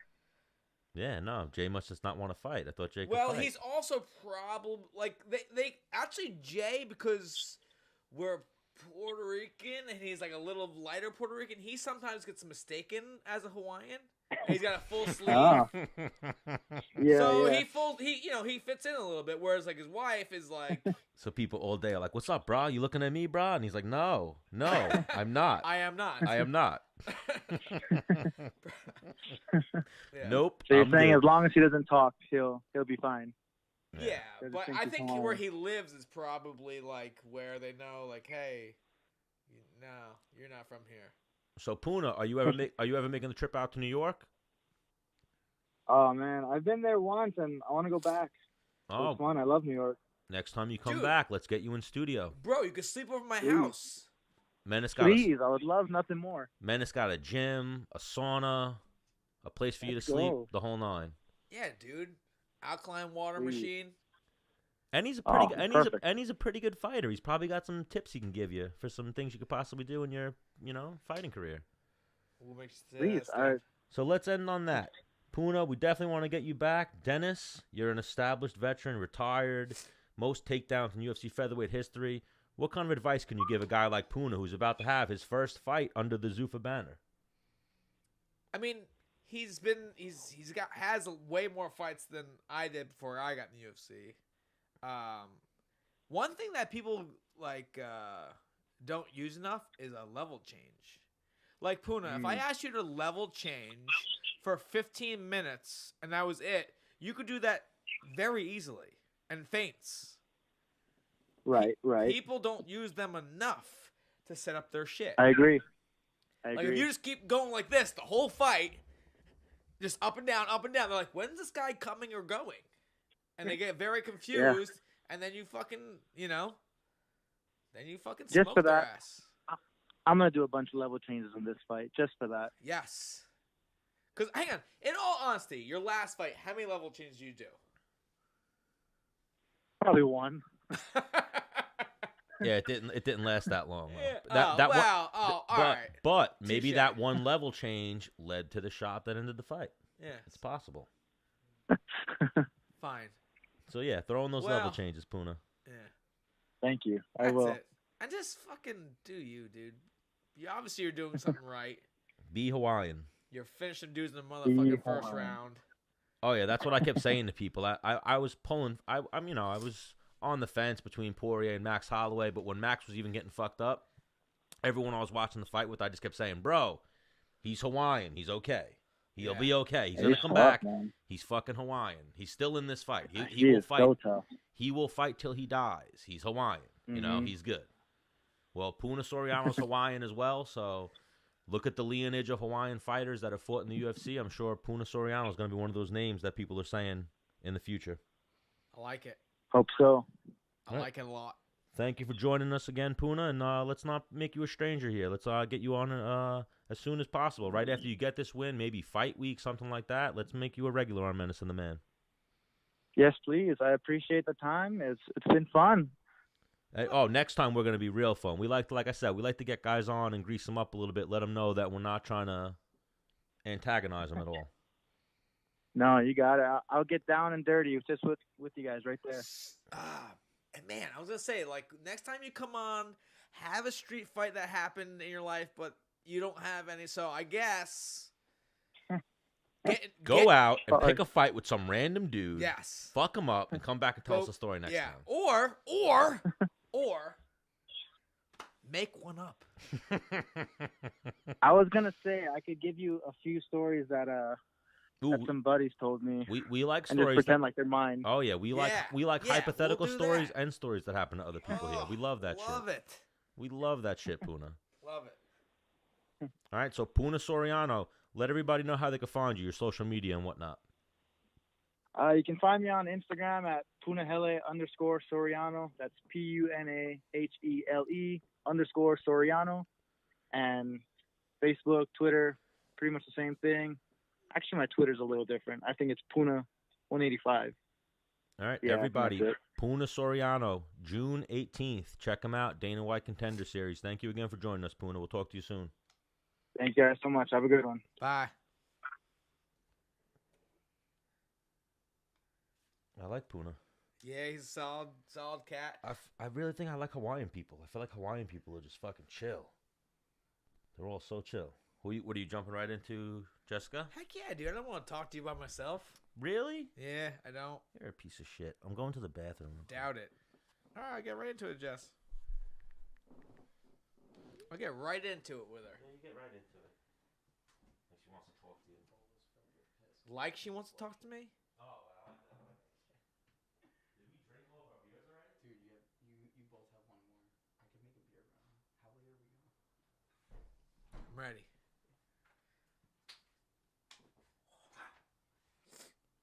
All right. Enough of this silence. Call in the eye. Hello. My girl. What's going on? What's up, Jess? Nothing. Just getting done, cleaned up from practice. What'd you do?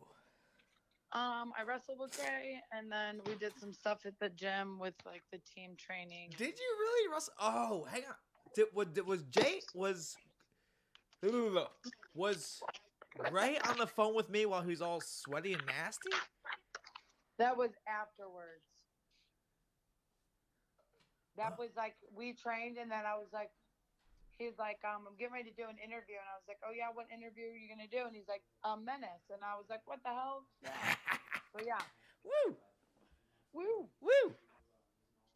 So how we feeling right now, dude? I'm hungry, but I'm good. No complaints. Is that how? Hang on, that's how a fight camp is for you. You're like kind of hungry every hour of the day. Always. Well, not always, but like every 3 hours. Well, hang on, because the thing is, like, I remember 145. I would eat, and I wouldn't be full, but I'd be satisfied. And then on the hour, 3 hours later, my stomach would be like, like a monster is trying to fucking take over. And I almost I had this clock, and it was my stomach. Every 3 hours on the hour, I'd be so hungry. And you get surprised, right? If for some reason you didn't eat for 4 hours, you're like, what? Why didn't my stomach let me know this? Right? Yeah, you nailed it on the nose, and I think that's why a lot of us fighters take naps, right? In camp. Yeah. It's like eat, sleep, train, eat, sleep, train, eat, sleep, wake up in the middle of the night, do a protein shake, hope it doesn't screw up your weight. Yeah. Get up, check your weight. So it's but totally, it's the system. I mean, it's what we signed for, I guess, right? Jessica, I don't want to be a bad influence, but sometimes that's why I would chew as a timer. Because you can't eat anything if you have a chew banger in your mouth. You know what's funny is that's what I see a lot of like guys doing, like old teammates and stuff like that do. Yeah. Yeah, I just yeah. You're a lady. You're a lady. Yeah, you know, I mean, I just like that's just not a fun buzz for me, right? Like, you've tried it. I've tried it before and I vomited and it was terrible. Oh man, I remember my assistant coach in college saying, 2 things happen when you try chew. 1, you get a buzz. You're like, whoa, this is fucking really cool. Or 2, you throw up and you're like, I'm never doing this again. No. But a lot of people swallow a little bit of the spit or the tobacco, and you instantly toss your groceries. Oh my gosh, it was terrible. It wasn't even that. I just, as soon as I got that head buzz. Like I felt like I smoked a cigarette for the first time. Wow. It was just terrible. Now, can you take me back in time right now? Like what, where were we? How old were we? Who was like, hey, Jess, throw this in your face? It was me, my brother, my one friend Ray, and we were at I think we were at Walmart or good some old Ray store, and they were chewing it. They had the little Ray. pouches that you're supposed to be able to swallow. Yeah, the little little snuffs or whatever. Yeah. They were like, just go ahead and try it. So I wasn't even practicing. And we'd gone down practice. It was kind of probably 9 o'clock at night. Threw it in the middle of the walking down the lane of the grocery. And literally had to stop because I couldn't walk straight. Yeah. Oh yeah. Yeah. Did you have a Not spitter? Enjoyable. No, it was out of my mouth. As my saliva built in my mouth, I was like, "Get it!" I don't want it. And you caught a buzz that quick? Instantly. Wow. Because I remember the first time I tried a little tobacco, I was in Pennsylvania. Hang on, because I had a double whammy. I was with wrestlers and I was in Pennsylvania, Pennsyltucky. Do you know why I'm laughing? Because I'm reading the comments. Who dropped your wrote? He wrote, we were talking about 8 Mile before, and he wrote, Menace straight up being racist. He thinks 8 Mile's every white person's Bible. No, yours, Stan. It's not my Bible. It's a good movie. It's not my Bible. And then he wrote, Dennis wants to know if you're single, how many times you masturbate per week, and if 8 Mile's your favorite movie. Grade A journalism. Who is that? a guy from the. We're live now. It's not only a podcast. We go live with a video, and we're on Twitch. You know, so people can type in and say things, and we can Crazy read it. things. Yes. Yeah, but I mean, if it's crazy, we don't read it, right? Yeah. How are you Just doing though, like, Jess? Though, welcome back to Menace and the Man. You know that you're actually our third guest, our first 3-time guest. Yeah, I mean, this is a big thing. It is. It's huge. I'm waiting for my co-host spot or my own segment. So Whenever you come wait back to patiently. whenever you come back to New York, we want you in studio. Whoa. Your own. Hang on. You can get your own segment. like just a little bit. You just need a. We will female call you essence. every. Yeah, we will You call. need a little female essence And we want- on we such want- a manly menace show. Maybe June, mid-June, end of July or something. You come to New York, you bring the belt, you come in studio. I would love that because I hear Vegas is deafening in those times. So sounds like I'm gonna be a desert bird whenever it gets that time. Oh yeah, you come Yep. post up in New York. Remember last time, Menace got a space Yep. for you downstairs. The whole pool nine. will be open. Ooh, Yep. cannonballs. Connor will have kicked rocks. Conor the Duck. Because as soon as I take the cover off, he doesn't have his own little dirty pond he likes to have. Why? Jess don't know Conor the Duck, does she? She follows me. She on knows Conor the Duck? Instagram. Right, Jess? No, what? Say what? Say what? One more Conor time. the Duck. That's who. He's in my Instagram stories all the time. No, oh gosh, I watch. Yeah, between your Instagram stories from then and when you used to your cooking stuff, I'm a Menace fan, so Yeah. I know what's up. She knows Conor the Duck. People are always going back to that fucking cooking show. We got to start that thing up again. Yeah. People want to see Menace throw pepperoni and steaks around. Yeah, you right. Bro, I've You're heard right. so many people be like, yeah, you fight and yeah, you're doing a show, but what's up with the cooking? I Like, know. they don't give a shit about what you're Hang doing. on. Stan, you're saying that? They say it to my face. I'm like, you don't care about my fight? They don't care about shit. They're I'm like, out here bleeding, but you want to see me cook shit, and I'm not even a chef at all. when you going to make spaghetti, bro? Yeah. It's like, I got a fight coming up. I don't give a shit. I want to watch you cook some stuff. Fuck off. So how's training going for this upcoming fight, Jess? Good. dude. Honestly, it's been really good. It kind of had a slow, hard start, and it wasn't because of the actual camp part, but it was just moving, getting to Vegas, getting a schedule down. My brother and my one jiu-jitsu coach and friend moved with me, so it was like, now I'm living with two guys. Like that's completely different. Like it was just an adjustment time for like all of us. So like we all were getting to like live together, like get a system down with Eric.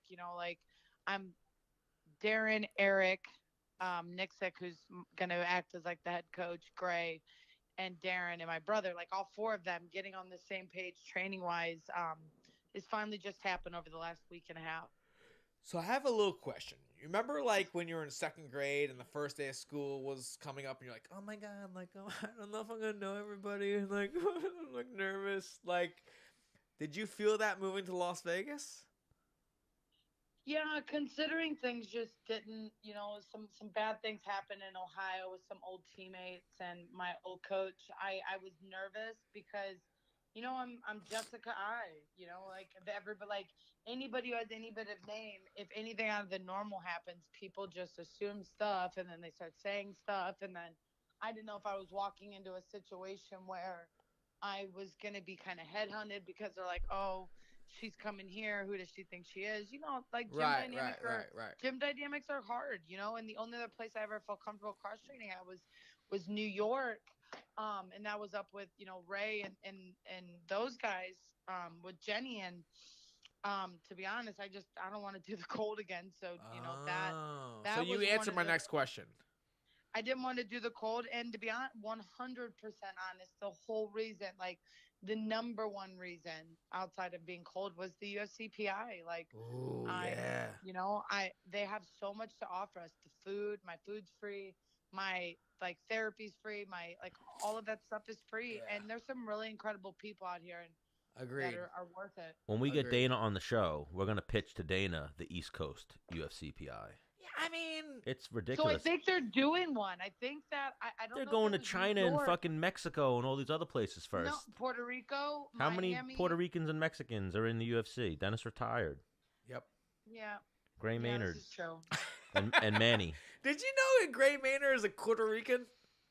No, and he just told me, and I was literally like, now I can see why he likes to beat people up. You know what I mean? Like he bullies, because he's totally like, Puerto Ricans are mean, and I can say that because my best friend is one. So, Jess, I mean, trust me, I know, Jess. I know Puerto Ricans are mean. Fuck off, Stanford. I beat the shit out of you. You've seen Jess actually stood up for me the other day when Dennis was trying to fat shame me. Oh my god! I'm trying to help you. How does it help? Like How does that it you're help? Like, I've had enough. Why don't you I wanna smack change- the soda or the cheeseburger out of my hand instead of making fun of me? Because you or I paid for it, and I don't want to fucking waste money. Oh no, Dennis paid for it. Dennis takes me out on dates. He doesn't let me pay for my food. Yeah. Never lets me pay for my food. It's not a bad thing. I Well. mean, He's not my type, so. but I mean, like maybe he's bartering you, like, hey, I buy your foods, now like do all this other work for me. Yeah, that's probably where he's going with it. That's why he's laughing. That's precisely where he's going with it. Oh my God, Jess, I knows you so well. Oh my gosh, she does. I think we're soulmates. Who, you and Jessica? Yep. I? Yep. We went over her types before. We could be. I'm like almost in the spectrum. Almost. Like I was a linebacker when I was in 4th grade. Almost in the spectrum, just a few inches too short. I know, because she's 5'6", right, or 5'5". Well, technically, I just found out I'm 5'5". I've claimed 5'6" for a long time. Wow, you liar! All right, so Apparently now I'm we're in talks. Now we're in talks. Now I'm 1 inch taller than her. Yeah, this is true. I'm shorter now. It took me some accepting. Yeah, I think I'm funny. Oh, you're some. I think you're funny. You have moments. Well, it doesn't matter. You stand. It matters to Jessica I. She said she thinks you're funny, so Good. all right. You're doing all right. What were? Oh, I have a motorcycle. You have a Oh, motor. yeah? I have my own. Jess. Have you ever seen Dennis's motorcycle? Dennis has a fucking scooter. He doesn't have a motorcycle. It's a 135cc. Ruckuses, right? It's a ruckus, right? Well, it's an Italian bike. I upgraded. It's Italian. Yeah, it's Italian it's bike. Italian. It's not Chinese or Japanese, whatever. It's Italian. It's a Benelli TNT 135. Ooh. Yep. And you know your boy did some work to that thing. Got a Listen, header pipe on there. You listen. I like them. I like those little. They're vehicles fun! like that. I still consider them two wheels, even if it's a moped. It's one fast moped. Hair in the wind. Hang on. All right, so she's feeling it. You Yeah. didn't need to have a Harley. She's feeling it. You're Jess, good. I got that hog up to 78 miles per hour. Oh, wait a minute. When and where? I was going slightly downhill and I was completely tucked. Stop it. That is so bad. What? That is so bad. You shouldn't be going that fast. Well, I had it full open. You know I live life on the edge. That's another thing I think she likes about me. What? I know. Listen, I've gotten my bike up to 117. That's the fastest I ever got. Stop. That's pretty fast. Yeah, I did it. I got from like Canton to Cleveland in like 20 minutes, and it's normally a 45-minute drive. Jess, It's pretty sweet. my My second butt cheek was clenched the whole time, though. Really? My second time on a crotch rocker, I had it up to 135, and I was like, "This is why I can't have these things because I have no experience on them. And I'm seeing how fast I can get them to go." I don't even know how to ride this fucking Yeah, thing. I mean, again, they're scary, but Oh. they're. I mean, you know when you have control of it. Yeah, and I had that. Yeah, but you got to be You know? careful, man. I know. Game what's- of you like know. fighting's a game of inches. Riding on those bikes is a very, very similar, Another game more of inches? drastic, a worse game of inches. I think. Uh, No, no, I don't think you're wrong. Here. catastrophic if you fuck up on a Yeah. bike. I mean, you can, yes, 100%, like extremely catastrophic if you fuck up. Yeah. And then you know how they say everyone with a bike, you're gonna drop your bike at least once. Yeah, my son fucking pushed mine over today. Oh, that little bastard. I know. And then he was like, "Yeah, He pushed it over. Well, I was in the house. He was out in the he garage, was trying to and he ride it. likes to get on and act like he's driving it. And I had it in like the front, like you put the front tire in a thing to hold it. But that thing you put the front tire in to hold it is, I think it's called. I forget what it's called. Yeah. I know what you're talking about. It's not bolted into the ground. So when it started to go, it fell. I come over, my mirror is broken. The end of the tip of my front brake lever is broken, And like before, you know what? I was going number 2. He's like, Dad, Bryson pushed the bike over. And I was like, what? Like, give me a second. So to squeeze it off. Well, the thing is like, he's like, and Bryson's like, Dad, like, yeah, I pushed it over on accident. Like, do I have time out? Like, dude, you're about to die. What are you talking about? You little, You know, how do you, like, when a dog, like, poops on the ground, you take it by its head and, like, push it in it? I, like, didn't do that. But I didn't do that. But I took him out. I took him out to the motorcycle and showed him what he broke. And, like... Yeah, I mean, it's good like that. I mean, my dad was the same way. Like, my dad would have pushed my face in the ground. Yeah, my dad did do that to me. I mean, that happened to me, so, I mean... Discipline. I gave him a dusting. Discipline. He got a little dusting, and he got sent to his room. You know? But I was like, go to your room. Hang on. I mean, listen, nobody's telling you to beat your kid, but, I mean, kids need punished. I mean, there is a healthy aspect of it. But you know what's so funny? He's like, Dad... Actually, he's not even whining. He's like, do I have time out now? I'm like, yeah. He's like what? You weren't upset until I said yes. Is that correct? And then you know what? That's because that's when he knew you were disappointed. Yeah, I wasn't mad. I was disappointed. Little kids. That's what it is. You know what I mean? Like, I think kids can usually handle, like, if you're like the difference of that and then the look on your face. Yeah, but I bought the new levers that, like, if it falls over, they fold up. And I've already had them for, like, a week. I've just been waiting. Aren't they called sissy bars? Like, don't they call them sissy bars? I don't think so. Like, the lever, if your bike falls over. Yeah, like, you're supposed to put on the side, like, it's like the little stoppers. No, not like the bike falls. Like, for the clutch, for the levers. They'll fold up if they get... I'll send you a video when I get them put on.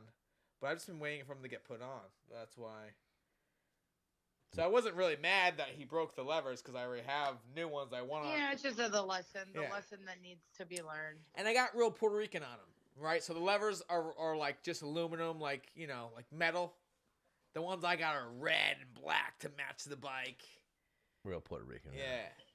Okay. That's what my bike was, red and black. Well, see, there's another match. Another thing you guys got in common. Hang on, but what happened? So I saw you put up a post like thinking about getting another hog out here in Vegas. So my stuff is still back. Like, some of my stuff is still back at my old house in my garage. Like, some things I couldn't get rid of, like life things, you know, like I had to get all of my immediate stuff, my bedroom, my couches, like tables and stuff like that. But like taking my motorcycle, like my accumulated stuff of, you know, my toolbox, all of the stuff that I had made for like my motorcycle, my cornhole boards, like my garage, like, you know, that was the last thing that got to go. So my motorcycle is still there. And I feel like at this point, I don't know if shipping it out here is going to be the best bet at this point. I might as well just get something new. I mean, you have two options. All right. So that's another thing about me. I'm like a life coach, you know. So one, you sell your bike that you still own in Ohio, right? Yeah. And buy a new one in Las Vegas. Or, I don't know, you just buy me a plane ticket to Ohio, give me access to the bike, and I'll drive it to Las Vegas and then just fly me home. He'll do it. 2,000 miles. He'll do it in 2 weeks. That's a lot. I mean, I'm not. I mean, that is something we could definitely talk about. It's light work for me. Oh, but I guess would that be a lot of? I don't know about bikes. Would that be a lot of miles to put on a bike? Yeah. Well, not really. Yeah, I mean, yes and no. My dad had a motorcycle that had 128,000 miles on it, but he did a lot of like New York to Florida trips, like with his crew. Yeah, so that's an option, Jess. It's on the table. Dennis Bermudez will ride your bike from Cleveland to Las Vegas tomorrow. Tomorrow? Next week? I don't know. You seemed like you were gung ho. I thought maybe tomorrow would be on the table. Well, no. Well, listen, man. I got my little guys tomorrow. I'm having my retirement party. Ooh, this I forgot weekend. about that. You're missing a good party this weekend, Jess. Yeah. You should have came to New York. Yeah, Fucking Vegas. Oh yeah, what's going on? I'm having a retirement party. It's your retirement party? Yeah. Oh man. You know, Yep. most people How do you retire feel when they're about that? 32. How do I feel about it? Yeah. Pretty I good. mean, it's one thing to actually say and you do it, then like another to like actually like, oh wow, this is really it. My energy levels are so much better. Yeah. Yeah, when it's like, Stressful fighting. yeah, it is. Because the thing is, I could just fight, and a week after my fight, anything I eat, I'm like, well. Well, what was part of it? Or any work I miss, like Dennis, what do you? Was part of it 145? Was that like if you would have went up to 155 sooner, you think it would have added a little bit more of like drive or wanting to keep fighting? Because I feel like a lot of the time when you gripe about it, it's the weight cut. Well, I also think too, and I think this is going to be, and Jess can touch on this a lot, is moving locations is almost rejuvenating. It's kind of like this, like, you know, because I've gone to a few gyms where I didn't know what to expect, and I go in there and I don't know what's going on. And I had this like, well, what's next? Where when I walk in my gym, I know exactly what I'm going to do next. There's no surprises, and my brain It knows gets mundane, yeah. it knows exactly what's about to happen. It's like, ugh, like this again. There's no surprise. That's why when I run practices, I try to fucking throw it totally off from what they think's gonna happen. Yeah. So it's like exciting. Change. Yeah. Changes it up, yeah. keeps it interesting. And, yeah. and having kids, I can't change locations. Yeah. Without sacrificing Yeah, and that's a big thing, right? Like, and I think that's one of the biggest differences with some female fighters and some male fighters, right? Like they stay local, or like it causes a lot of problems, right? Because like they end up staying local because of the circumstance and not for, you know, themselves, because Right. they got a baby mama, or they actually have a girl that they're with, you know, in that way. Yeah. And then another thing about me too is like I almost think my loyalty is to a fault. Yeah. Don't let your slavery be your loyalty. Yeah, where like I don't want to. I wanted to leave my very first gym for I don't know, probably a year before I actually did. You know. Well, it gets tough when you build like personal relationships with everybody, and then Yeah. you become friends with everybody past the personal relationships, and it's like, And then there's this like, what? Why are you leaving, man? You don't think I have what you need? yeah. Nah. Well, nobody, at that point, that's when things just become, they become personal. Right. You know what I mean? Like What- they go, oh, well, you know, it when it comes to training, actual training hour, oh, it's business, but any other time, it's personal. So it's Right. challenging. Right. Because it's very much so what I dealt with my decisioning Yeah. to leave. Yeah, I couldn't And it's imagine it sad, was you know, easy. you You hope- know. You hope that people eventually, you know, sometime, you know, down the road when fighting is done, they'll realize what was important all along. And that was happiness of, you know, whatever makes your friend happy. You know, that's real friendship, right? Like we all can agree, like sometimes our friends do things maybe we don't agree with, or that, you know, we told them, you know, not to do that, you know, just because they do it doesn't mean all of a sudden because they don't follow your every direction means you're not friends with them. Right. I mean, you accept it for what it is. Yeah. Oh yeah, we're riding with the change here at Menace and The Man, Jessica. We're thinking that Vegas is going to do some good things for you. I am. Yeah. I really do. I do. I really believe that. And a lot of badass people, like, I don't think I'm one of them, but like, yeah, man, like, or like, hey man, I'm gonna go over here and train for a few weeks, and like, yeah, go ahead, man, like, do you, and then like, I'm gonna go move here, like, what, bro? Like, I liked it over there, dude. You know, like what? It reinvigorated something. Yeah, it like but- motivated me. Yeah. Also, some people like, yeah, man, like, do whatever you need to do. Yeah. Whatever's best for you, I'm with it. And then when you actually pull the trigger, they're like, it turns out that they weren't with it. Yeah. It's like You you're an know? Yes, asshole. and that's Yeah. and that's really that's the biggest thing, you know, and that's how you really find out what, you know, level people really are on. Yeah, with you. well, yeah, and if you find out in relationships with people, like whenever someone's not cool with something that's better for you, that's like their own insecurity. Yeah. Like they're hating on you, or they're Yeah. just not, they never liked you to begin with, or it's their own insecurity in something that's in them. Right. You know?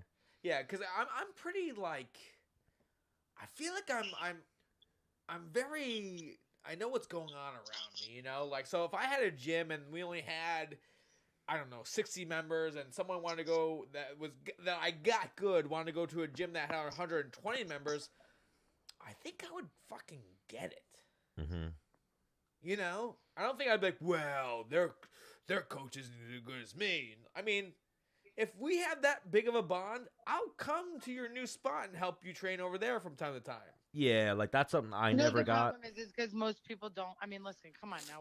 We're dealing with fighters here, right? And mainly men. So it's Yeah. your fellow mankind that Fucking hate treats men. that other one like that. And instead of agreeing to disagree on what is best, most people just say my way's the best way, and that's it. And if you Yeah. don't follow my way, you don't get me. And that's Yeah. just like that's a coward pushing way. But it's what people do, And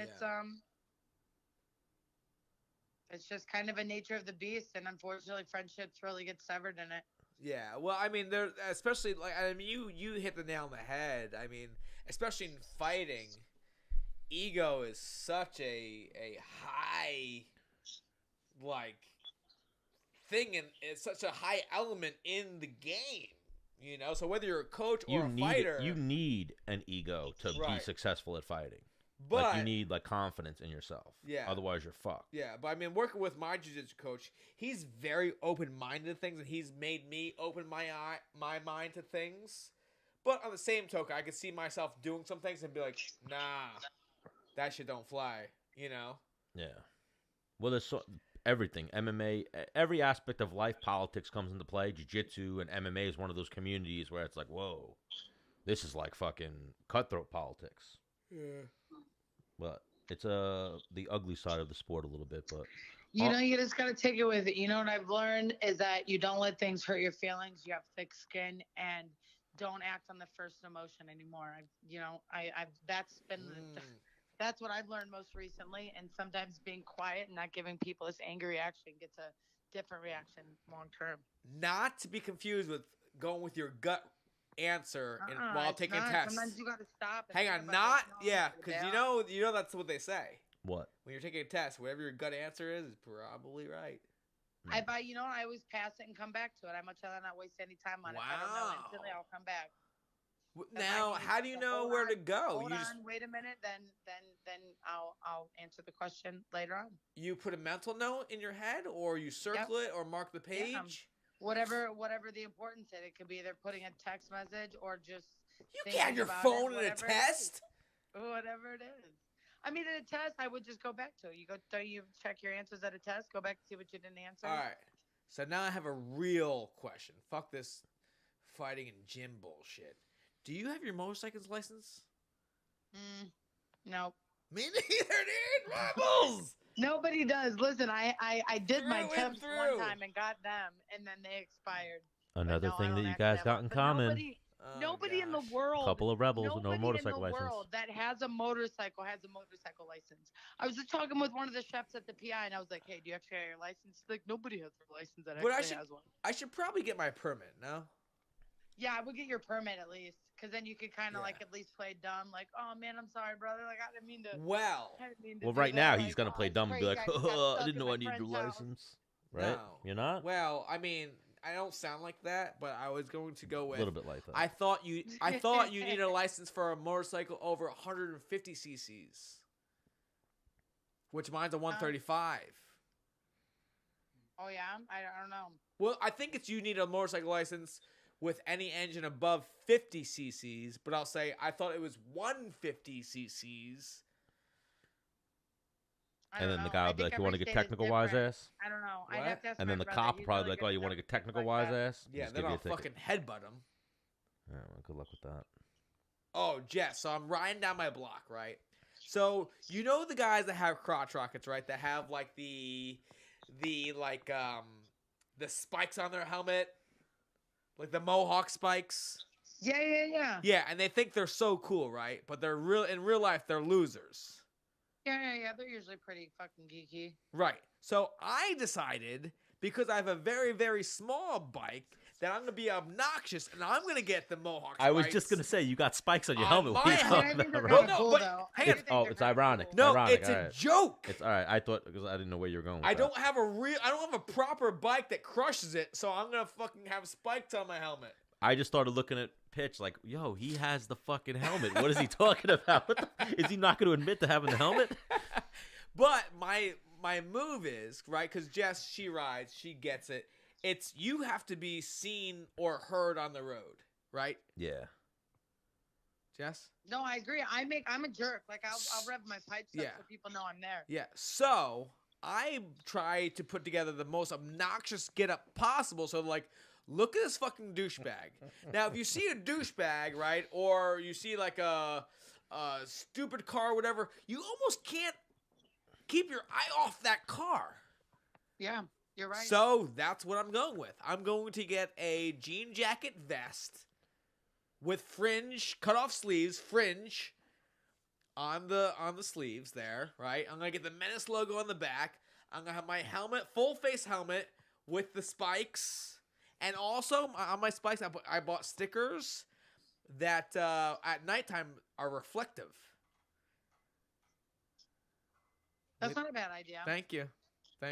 I mean, it's not a bad idea. Yeah. So I'm going to look. I'm trying to look like the biggest douchebag possible. Because I like. Yeah, but I think it's funny too. They know where you're at. I Yeah. mean, you're there. Yeah. But so this little bike sounds like a big bike with the pipe I put on it. No, that's good though. That's what you want. Well, also I'm trying to make up for something, you know. Yeah, compensating. All like my truck is big. My last Jeep was really fast. Because I have small man syndrome, I think. You think you do? Or No, do you know you do? I You're just don't. not Well, trying- you are know you what? just like- Actually, to be honest with you, I like to say that about myself because I think it's funny.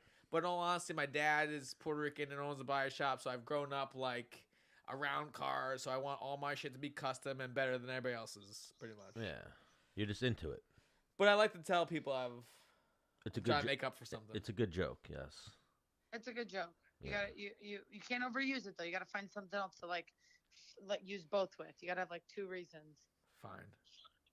That's good though. Jessica's giving You me could be some like, good I like big information cars. on They're it. like, I like big stuff. You're like, well, I like big tires. So now, Jess, Like a joke. You gotta have like a dad joke or something in there. we'll shift angles a little bit, shift avenues. Biggest fight of your life coming up. Do you date leading up to a fight like this? I have a funny saying, but I don't know if it's rated for We're ready for it. It's perfect It's for our rated show. It's for Menace and the perfect for Man. Menace and the Man. Oh man. If you can make it I raunchier, think go ahead. Right now, I me and my girls laugh about it, but we think that good dick is a distraction right now. This is true. It's usually a distraction, yes. So now But that's a question I was that's going to one of ask the you. Funny things that we say with everything. We've But, obviously I mean, it's just not the top priority, right? Like it's hard to date in this world, right? Like I too, like you guys don't think that it's the same like for women. Like you don't like come home from a hard practice. Like I don't sometimes want to talk. yeah, you just want to be left alone. I just wanna be Well, there. well, no, you just want to be like, and you know, it's too hard. You have to go Wait, through the dating did you say process. You have beat to talk. or be? You have to get to know each other. You have to, and it's like I've already been doing so many emotional like things. Like, can't we just sit and be quiet? And then at what point do I end up dating someone just because they're good at comfortable silence? And then I end up realizing after camp I hate them. Did you say you just wait, back up. Did you say you just want to be, or you just want to Like be? like I just want to be there. Like I don't want to Yeah. talk. I don't Oh, want to okay. like entertain. I don't want to have to Yeah. do all these extra things, especially in this kind of a fight. I Right. mean, it's Cause I think I'm like overly horny dude, and like I know like sometimes I'm deep into a camp, especially at 145. Like, nah, I'm good. I'm going to sleep right now. You're too tired to even do anything. Well, I mean, if you know some things start happening, I'm gonna answer the call, but Yeah. I'm not gonna pursue the game of like, hey, If that bat signal goes up, you might Hey. answer the call. yeah, like hey, like you how's your back? You want a massage? Like, hey, you want me to massage your feet? You know? Well, that's what I was going to ask, Jess. So we've all seen Rocky, and we heard Mickey say how women weaken legs. So for a female fighter, it's similar. Men weaken legs. Men are the bad. Men are not good leading up to a fight. I mean, I don't know. I mean, I've been successful both ways, so I mean, I suppose I don't really know.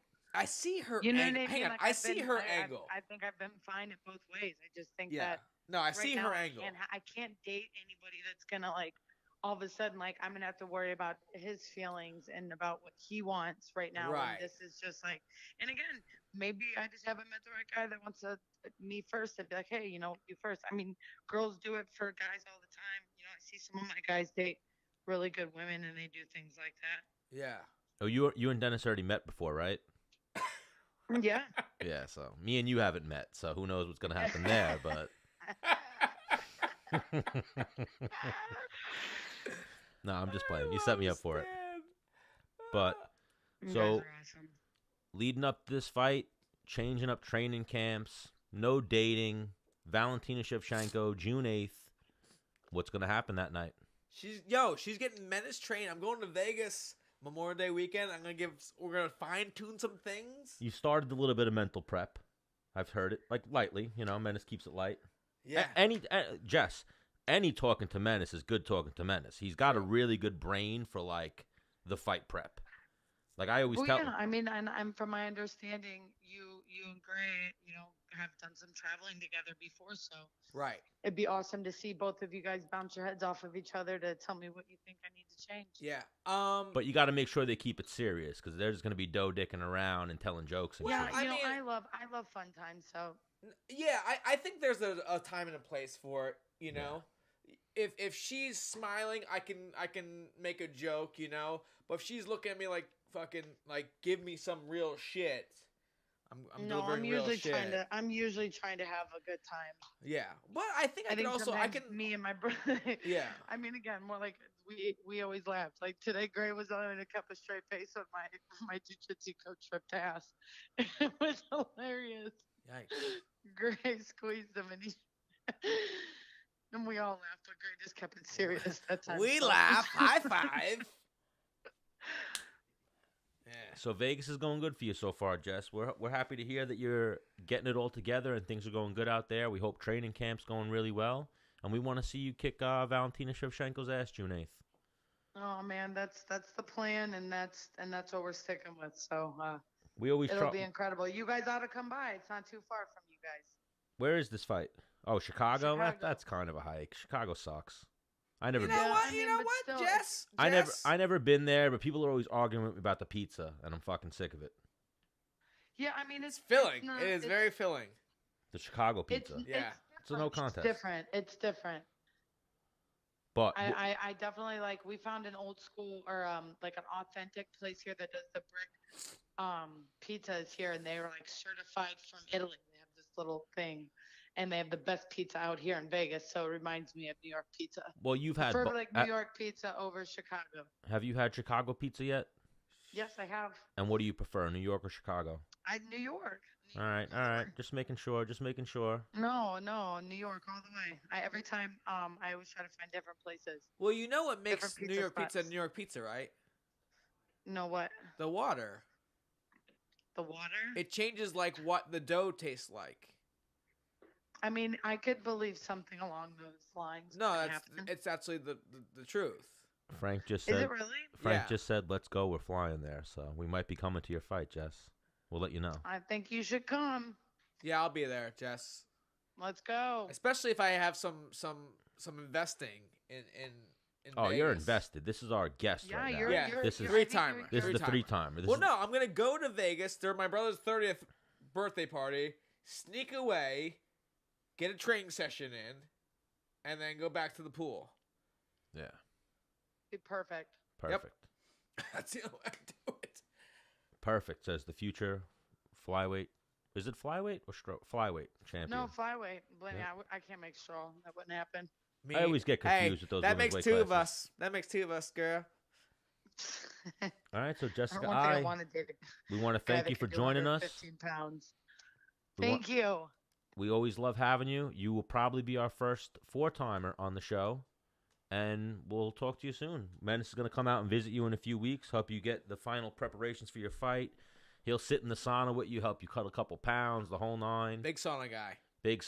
Loves the sauna. There we go. I'll be small by then. I'll be super small, so hopefully I'll be close to weight. Well, so I'm sure you'll be looking good. Maybe you and Menace set up a dinner date or something healthy. Yep. Some salmon or something. Have some egg whites and some veggies and fruit. Some egg white. Ooh, maybe Maybe Menace will cook you some food. The Guy kid, can cook. The kid makes a nasty omelet. Maybe I'll do a cooking. Cooking with the Menace with Jessica I. Yep. Ooh, Maybe. I might have to try to throw that together. Frank, if you're listening, let's get on that. So the future flyweight champion, Jessica I, thank you again for joining us, and we'll talk to you soon. Guys. I appreciate it. All right, bye. Have a good night. Yeah, I like how she hung up on your fucking ass. No, she was just tired of your shit. No chance. So what do we think? Do we want to go to Nick Piccininni? We want to throw Piccininni for Thursday? We'll go right to him? Yes. Throw it right to him. Text him. Well, hang on. I gotta hit. We'll see what he says. He's good? He's waiting for us? Let me confirm real quick. Get in here, dude. Our G Fuel tender. No shoes on. Oh, yeah, it's perfect. you don't That's need perfect. shoes. We don't need shoes. We There's don't no even more fuck G with Fuel. shoes. Yeah, I don't need any. We don't even fuck with shoes here. Our G Fuel tender for the night, Anthony Piccininni, About to get personal. brother of All-American wrestler Nick Piccininni, joining us tonight. He came in here super suave, put me and Menace to shame. Because I need a job. He came in here in the suits, Yeah, no shoes. the fancy dress socks. Yeah, dude, come on. This is how we do it over here with the pitching, and he's... All right, he's ready to The go. whole family's winning, huh? And he's with Lewallen, too. Another Oklahoma State guy. Good kid. Both of them. How do you spell Piccininni? Oh, dude, you butchered I that. butchered it? Oh, dude, you did. Go ahead, type it in there. Horrible Type it in there job. for me.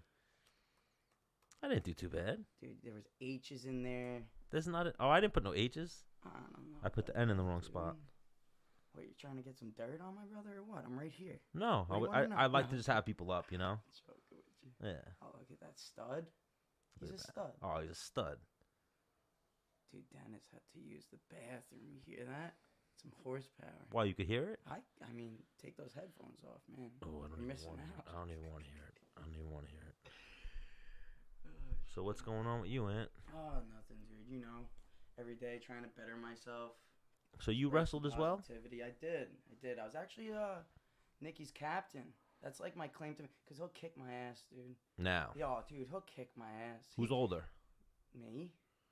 Back in I the know day- he actually looks like he's older, dude. Bro, I you- swear to God, he went through puberty. You Like, probably your boy fucked him up a Puna time or went through two. puberty at like 28. Nikki went through it at like 12. That's why he has 4 state championships.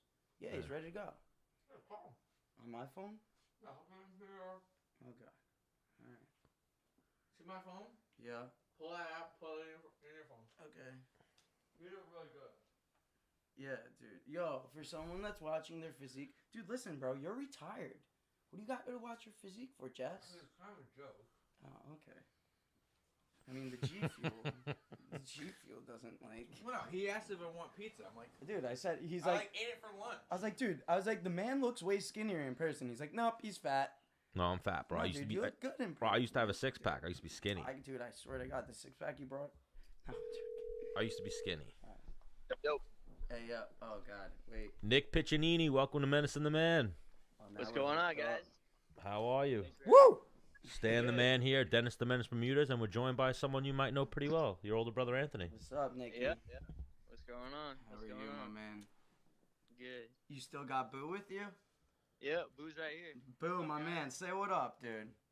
What's up, guys? How we doing? Hey. Who's you got with him? What weight class is Boo? He's 149. Yeah, I'll beat his ass. Nah, dude. Yo, my man Boo, bro. What do we got? How do you pronounce that? Boo Lewallen? Lewallen? Boo Lewallen, yep. Boo Lewallen. Yukon, Oklahoma. Hell yeah. Hey, Dennis. He said if you're willing to come fly here, we're going takedowns. How about if you fly to New York? We'll see if we can get you versus Menace on Beat the Shut Streets. up. Oh, that's dope. Yo, the way to beat Dennis, level changes. I'm dead serious, dude. Level changes. Not enough Hang on. people do level Hang on, changes. Not enough Hang people on. do the level way changes. to beat the Menace is just shoot out my leg. Yeah, really. Hang 12 on. gauge. The thing is, I hand fight like a motherfucker. That's my shit. Yeah. But Yeah, I if you hear shoot, Pull.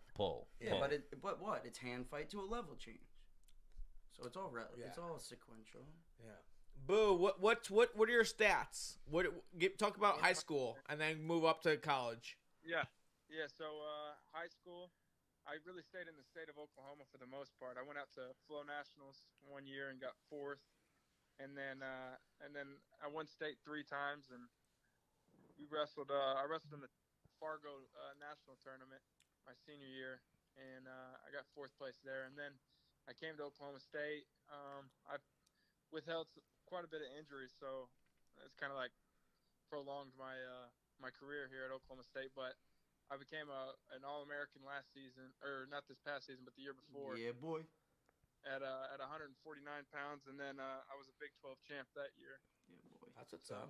That's what's Yeah, up. but I've been out. Like I said, I've been out for about 2 years of due to injury. So, what kind of injuries you got going on?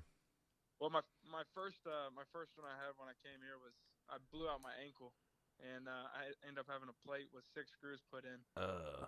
And so that put me out for 6 months. And then when I came back from that, I wrestled in a tournament that they're actually a bunch of the guys are actually going to this weekend in Vegas. It's called the U.S. Open, and I know all about it. So did the plates and the screws stay? USA Open. Yeah, so it's like it qualifies you for the World Team Trials. Well, here, Boo. Did the plates plates stayed in your ankle? Yeah.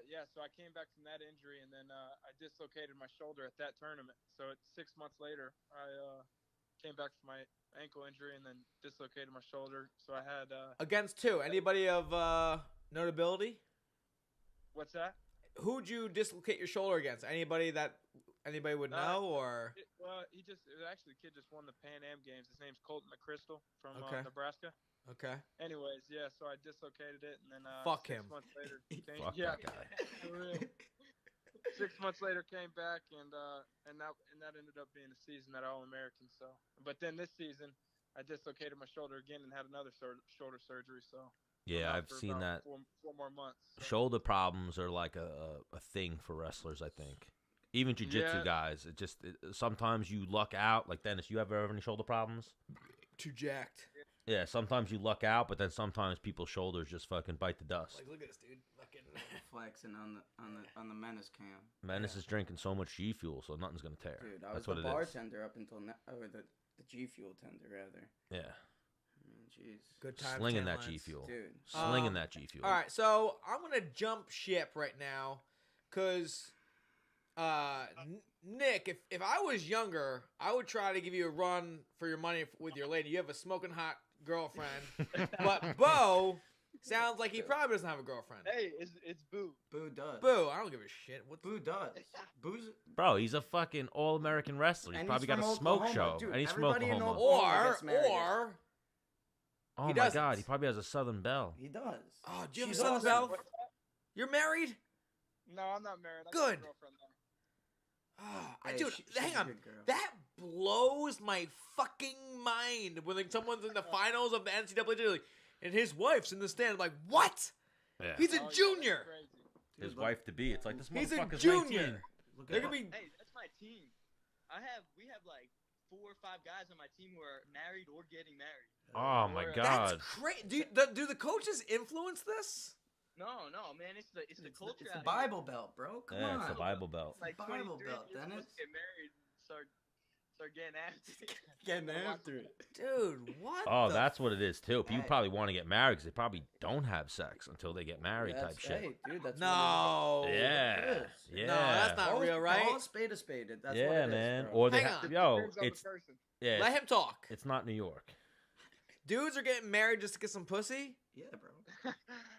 I wouldn't quote that exactly. Yeah, you could plead the fifth. They're out here doing some stuff. You could plead the fifth, bro. Yeah, you could plead the fifth, Menace bro. isn't that scary in person, bro. I'm right next to him. I'm more scared to stand the man. Yeah, you're a better wrestler than him, bro. Yeah, you because probably he'll take sit him on down. you and you won't be able to breathe.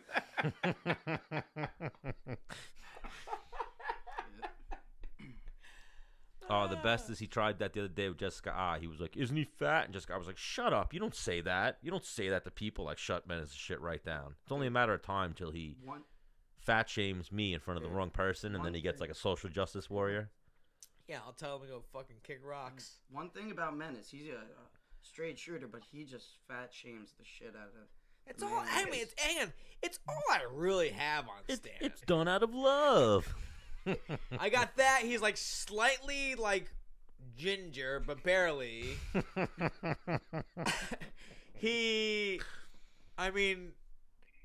is crazy though. He's like, I think like he doesn't want kids. I think he'll be single for the rest of his life. It's a free spirit. It's a free spirit. He's messy. He lives a messy lifestyle at home. He's fat. I already said that one. Do you know what the funniest thing is? This past weekend, me and Menace had a little argument. We're like, who's the worst influence? Am I a bad influence on him, or is he a bad influence on me? Wow, It's obvious. hang on. How am I a bad influence on you? We won't get into any topics, but it was just a conversation we were discussing this week. We'll leave it up to the Menace and the Man following to decide who's the worst influence. We gotta talk about this off air. Yeah, it's definitely an off-air conversation. Yikes. But Nick, Yeah. you just finished. So you know what? Give people a background on Nick Piccininni. I mean, you were a 4-time New York State champion, which I couldn't do one time. I couldn't even make it to the tournament one time. 2-time runner-up, big dog. You know, but also those were different times. You had large school, small school. I did. You had the one, huh? Yeah. True state champion. Well, I can say this. You would have won that too. I get it. I'm trying to give myself a little something. All right. Is that what he was gonna say? Well, I would have won that too. No, what I was gonna say is Eastern States. We went to it. I went to it for 3 years, and I ended up wrestling the D2 state champ in that. So basically, that's how you know who's the best in the state. Right. Tournament. Right. Who was the D2 state champ? Shoot, I think Dylan Stowell.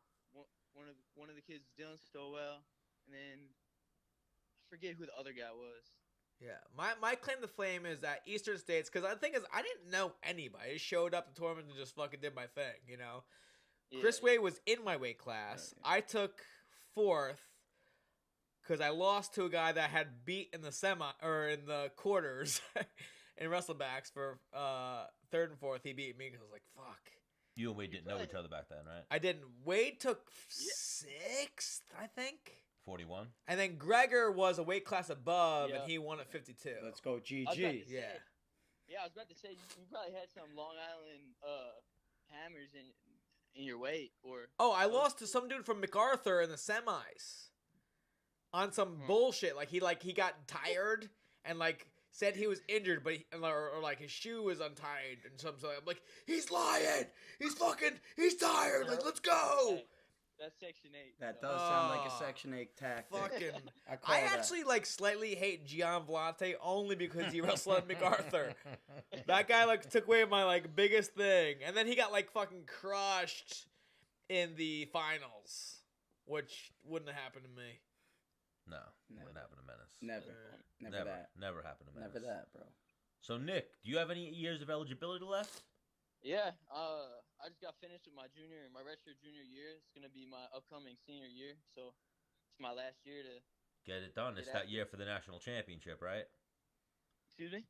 This is that year to win that national championship. Oh yeah, for sure. No, that's it. That was the goal this year too. Fell a little short, but that's the goal every year. You know, it's been written down on my phone every day. Probably it's been on my phone NCAA champ for probably I don't know, 400 and something days now. Nick, I remember going into your room, and you know how you had that little wallet with all those singles? Dude, I was borrowing some money from you, and under the bed was a notebook. And I swear to God, dude, in the notebook it says some chicken scratch 4th grade writing, I will be an NCAA champ. I'm like, oh God, this kid's freaking out of his mind. All right, let's do it, dude. Bro, that's how you gotta be. Yeah. That's the dream, man. When we had Gregor on, I remember I was talking to Gregor. When Gregor first came to Long Island MMA, he hung a picture of Frankie Edgar was the lightweight champion at the time. He hung a picture of Frankie Edgar in front of the treadmill. Yeah, man. Yeah. And this motherfucker used to run on the treadmill looking at the picture that's what I gotta go for. You know what I mean? Yeah. Yep. I mean, a lot of my mental mentality and stuff kind of comes from Gregor. I mean, obviously you guys know I train with him basically. I mean, since 10th grade, maybe 9th grade. Yeah, that's something I was gonna ask. How long you been working with him? Well, he's a psychopath, and you need to be that. Exactly. Yeah. Huh? He's a psychopath, and you need to be that. Oh yeah. That's what I want to try to be like. So it's funny. Me and Gregor always joke right around the NCAA tournament, right around that time. He's always like, "Hey man, you think you're gonna do it? You think you'll be able to beat me?" Because I'm always like, "Dude, trust me, I'm gonna beat you. I want to be a 4-time All-American. try to get that. I was trying to win 2 national titles over his one. Right, We always right, went back right. and forth, but man, hopefully I could just tie him with the national titles. Oh, you got him, baby. Oh, and you're chasing a tough guy right there. Gregor's a fucking stud. Oh yeah. And at the end of the day, dude, you're better that's looking. The dude who you want to chase. Oh, and you got Dude, you seriously. got that tenfold. Dude, You know you got that. Gregor's got a mug, bro. I was fishing with him a couple weeks ago. He's just telling you stories. You're almost scared that he's gonna freaking knock your head off your shoulders. I'm like, Gregor, relax. We're fishing. Like, let's relax now. Bro, I love me some Gregor. He's Oh, the dude, homie. he's a good guy. The best guy. He is. He needs to, because he makes a lot of money doing private lessons. Mm-hmm. He needs, because hang on, he hit me up a while ago and was like, yo, man, like, what's up with Cook with the Menace? I want to pretty much do the same thing you're doing with Cook with the Menace, but like fishing with the gift. And I was like, oh, Yeah. real original. And, but no, I sent him a list of all the shit I had, and he was like, nah, I'm good. I feel. It was like, out of, like, he has more money than I do, even then. And he's just very, like, he's stingy with his shit. He don't care. Yeah. Has he gotten a bonus every fight, It's on Gregor? Gregor's terms. A lot of them. Yeah, I think he gets a bonus every fight. Yeah, pretty much. He's He's badass. Oh, he's fucking He's a beast. badass, dude. He just knocks people out so he can fish. Seriously, it's that simple in his brain. Or just He's like, balls him. he's like, if I can kick this guy's ass, I can fish more, and that's all he needs for fuel. Yeah, I remember that one fight when the guy was like, "You just won, Gregor. How do you feel?" He was like, "I'm going fishing all weekend." Like he didn't give a fuck. He was like, Right. "UFC fight, just won." Yeah. But I'm pretty sure he has, like, all the money he's done in private lessons, like Saved. like buried. No, like buried somewhere. Listen. Oh, we got to get Gregor Hey, he's back worth on it. the show in studio. Hey, listen, he's worth it because I mean he's some of the reason why I'm at Oklahoma State. He's the reason why. Some of it. Oh, for sure. Right, right. I have Most of it, some honestly. I have some input on that. Big influence. You know, even though he wrestled at Edinburgh, it was like, Hey, Yeah. Tim Flynn's the man, though. Hey, but also no, you and Rob really helped me out though. well, hang on, dude. Who are you talking about? Dennis and Rob Labiento? No, Definitely this- not you, bro. Yeah. Well, I'm saying Rob Labiento from Long Island Strength No, Performance. hang on, because I would go in and I would lift alongside Nick when he was like a senior in high school, and like I was in the UFC, and his numbers weren't far off from mine. I'm like, dude, what the fuck, Yeah, he's man? a fucking stud. He's a Like, I'm beast. trying to like I'm in my own brain. I'm trying to get ready to kill somebody, but then I get like Rob being like, he's a 125-pounder in high school, and he did that. I'm like, Fuck that kid. Fuck that fuck guy. you, Rob. Well, It was no, all- I think it my was all motivation. my comeback for most shit is like, well, knock him out. Nah, man, those are my favorite times to train. When I Oh was my training with God. you. Man, like that was the best. That Yeah. was the best for me. So It what kept me- what yeah, does your off season look like? Oh man, well, I'm leaving tomorrow to go to Vegas for the U.S. Open. Okay. Wrestle, so, I mean, this is I guess you can say off season right now. So At 125? yeah, 57 kilos. So Okay. 25 and a half about. Right. So yeah, no, this is our off season. So I'll probably compete in this and hopefully make it to trials, and then see how I do there. But probably I try to get one competition in and then just continue to train. Stay in it though, like I'll never really take a break. Always keep my body ready to go. No breaks. Yeah, I think so. If I can give any input on that, because I remember wrestling Division I and just grinding through the summer, where like the coach is like, "Hey, it's open, open mat," and it would be me and another dude wrestling for 1 hour straight, Yeah. lifting 3 days a week, the whole, and then when the beginning of the season comes, you're in sick shape. But the fucking long season on top of that. So by when fucking the national tour comes around, you're like, man, Yeah. fuck. See, I feel that. Like 2 years ago, I felt a little different when I got to the NCAA tournament. My body wasn't feeling completely right. But this year, I did it right. I mean, I stayed training, but the way I like to train is when I'm completely off is just trying to have fun and like learn.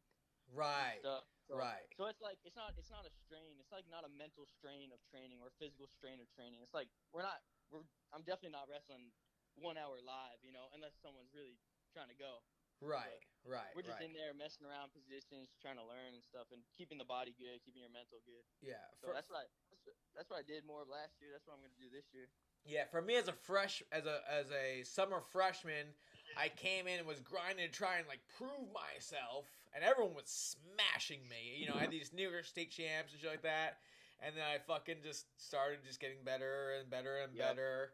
And I was a prop 48 my first year, meaning I wasn't eligible to fucking even wrestle, you know. And then my sophomore year, earned a spot on the, you know, I just kept doing the same. I would always stay around and train, but I just remember it being a lot. The same way like you fight, like just won't fucking go away. Yeah. Just won't fucking go away. Where Menace. Yeah, he's the but fucking I mean, menace. there is the difference between fighting and wrestling is there is a season where it fucking matters. Mm-hmm. And when fighting, it like kind of always matters because you don't know when the fuck you're gonna fight again. There's no fighting season. Like wrestling, you can almost peak. Fighting is kind of hard to stay peaked. Yeah, right. Yeah. Hey Nick, do you remember when Eric Guerrero, he now coaches with Oklahoma University, or what does he do there, Nick? He's a club team. So Eric Guerrero had told Nicky, he's like, man, there's a reason to the season, and basically what he was saying is that like you could be this amazing guy, but if your body's beat to crap come NCAAs, you're obviously not going to perform. So there's that like the man was just saying, there's that steady incline of basically reaching your peak. Coach Smith and our like the coaching staff, they do a good job. Right. Like Coach Smith's the best at that. I feel like making sure that we get to the point, the place we need to be by the end of the season. Right. Yeah. Oh, for Every sure. year I feel like I'm in even better shape. So And I mean, he's pretty good at doing that. Where you're at, you know, you have one of the greatest coaches ever. The GOAT, yeah, baby. The fucking He's GOAT. the GOAT, yeah. dude. Yeah, I had John Stutzman, and when I was like, it was his first seasons as a Division I head coach. Yeah. So this like, nah, don't be a pussy. You know, nah, you're good. Like, oh, okay. Like holding back tears and shit like that. I quit 3 times. From the practices. I quit. From I what? said, fuck you. I'm done with this shit. From the way people were talking to No, you? I just like 3 times. Maybe not 3 times. But I remember one time I'm like, no, fuck this, I'm done. And he like followed me in his car like, big dog, don't be a pussy. I was like, no, man, Stutz, this is bullshit, man. Like, I think I lost a wrestle off. I'm like, fuck this shit. Fuck wrestling. Fuck him. It was like my best friend. And I'm like walking like it's like 32 degrees. I'm walking with my shirt off like down to my house. Like fuck everybody. Fuck this. You know. Yeah, wrestling is like you have a crazy relationship with it. It's so tough, man. This sport is like that love-hate. Sport makes you who you are. Yeah. I truly believe that. Oh hell yeah, adversity is key in life. So this is a fight podcast, or combat sports rather, and which wrestling is. But Nick, I don't know if you've changed something you've said in the past, but I remember you one time saying like, "I want to fight." Yeah. Where is this? Is this still something for the future or what? Yeah, you know what? Honestly, I'll never, completely shut something off to the side and say, no, I'll never do that.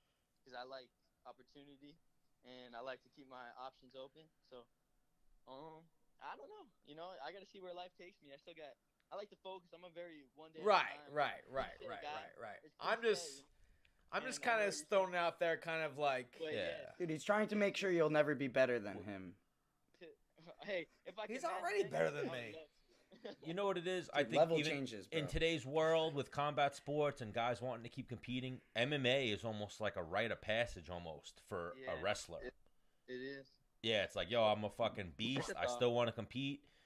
Right. My skill set really translates into this other sport. I might be okay at this. And Piccininni, Nick's been around fucking you, Gregor, LaFleur, Wade, all these guys. I'm sure seen all these other high-level guys pop in and out of the gym. Right. And actually...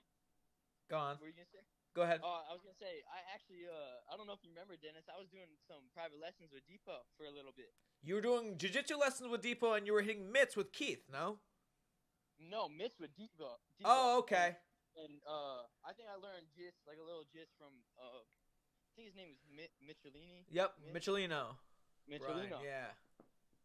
Uh-huh. Well, no, because the thing is the difference between one of the big differences between MMA and wrestling is in wrestling people want to just see you do well, and they don't give a like just them helping you and like you getting your state title. They just like they can like you know what I helped him do that. They don't want a big thank you and like crying and but in MMA if you show someone how to throw like one punch like hey man pay me Yeah.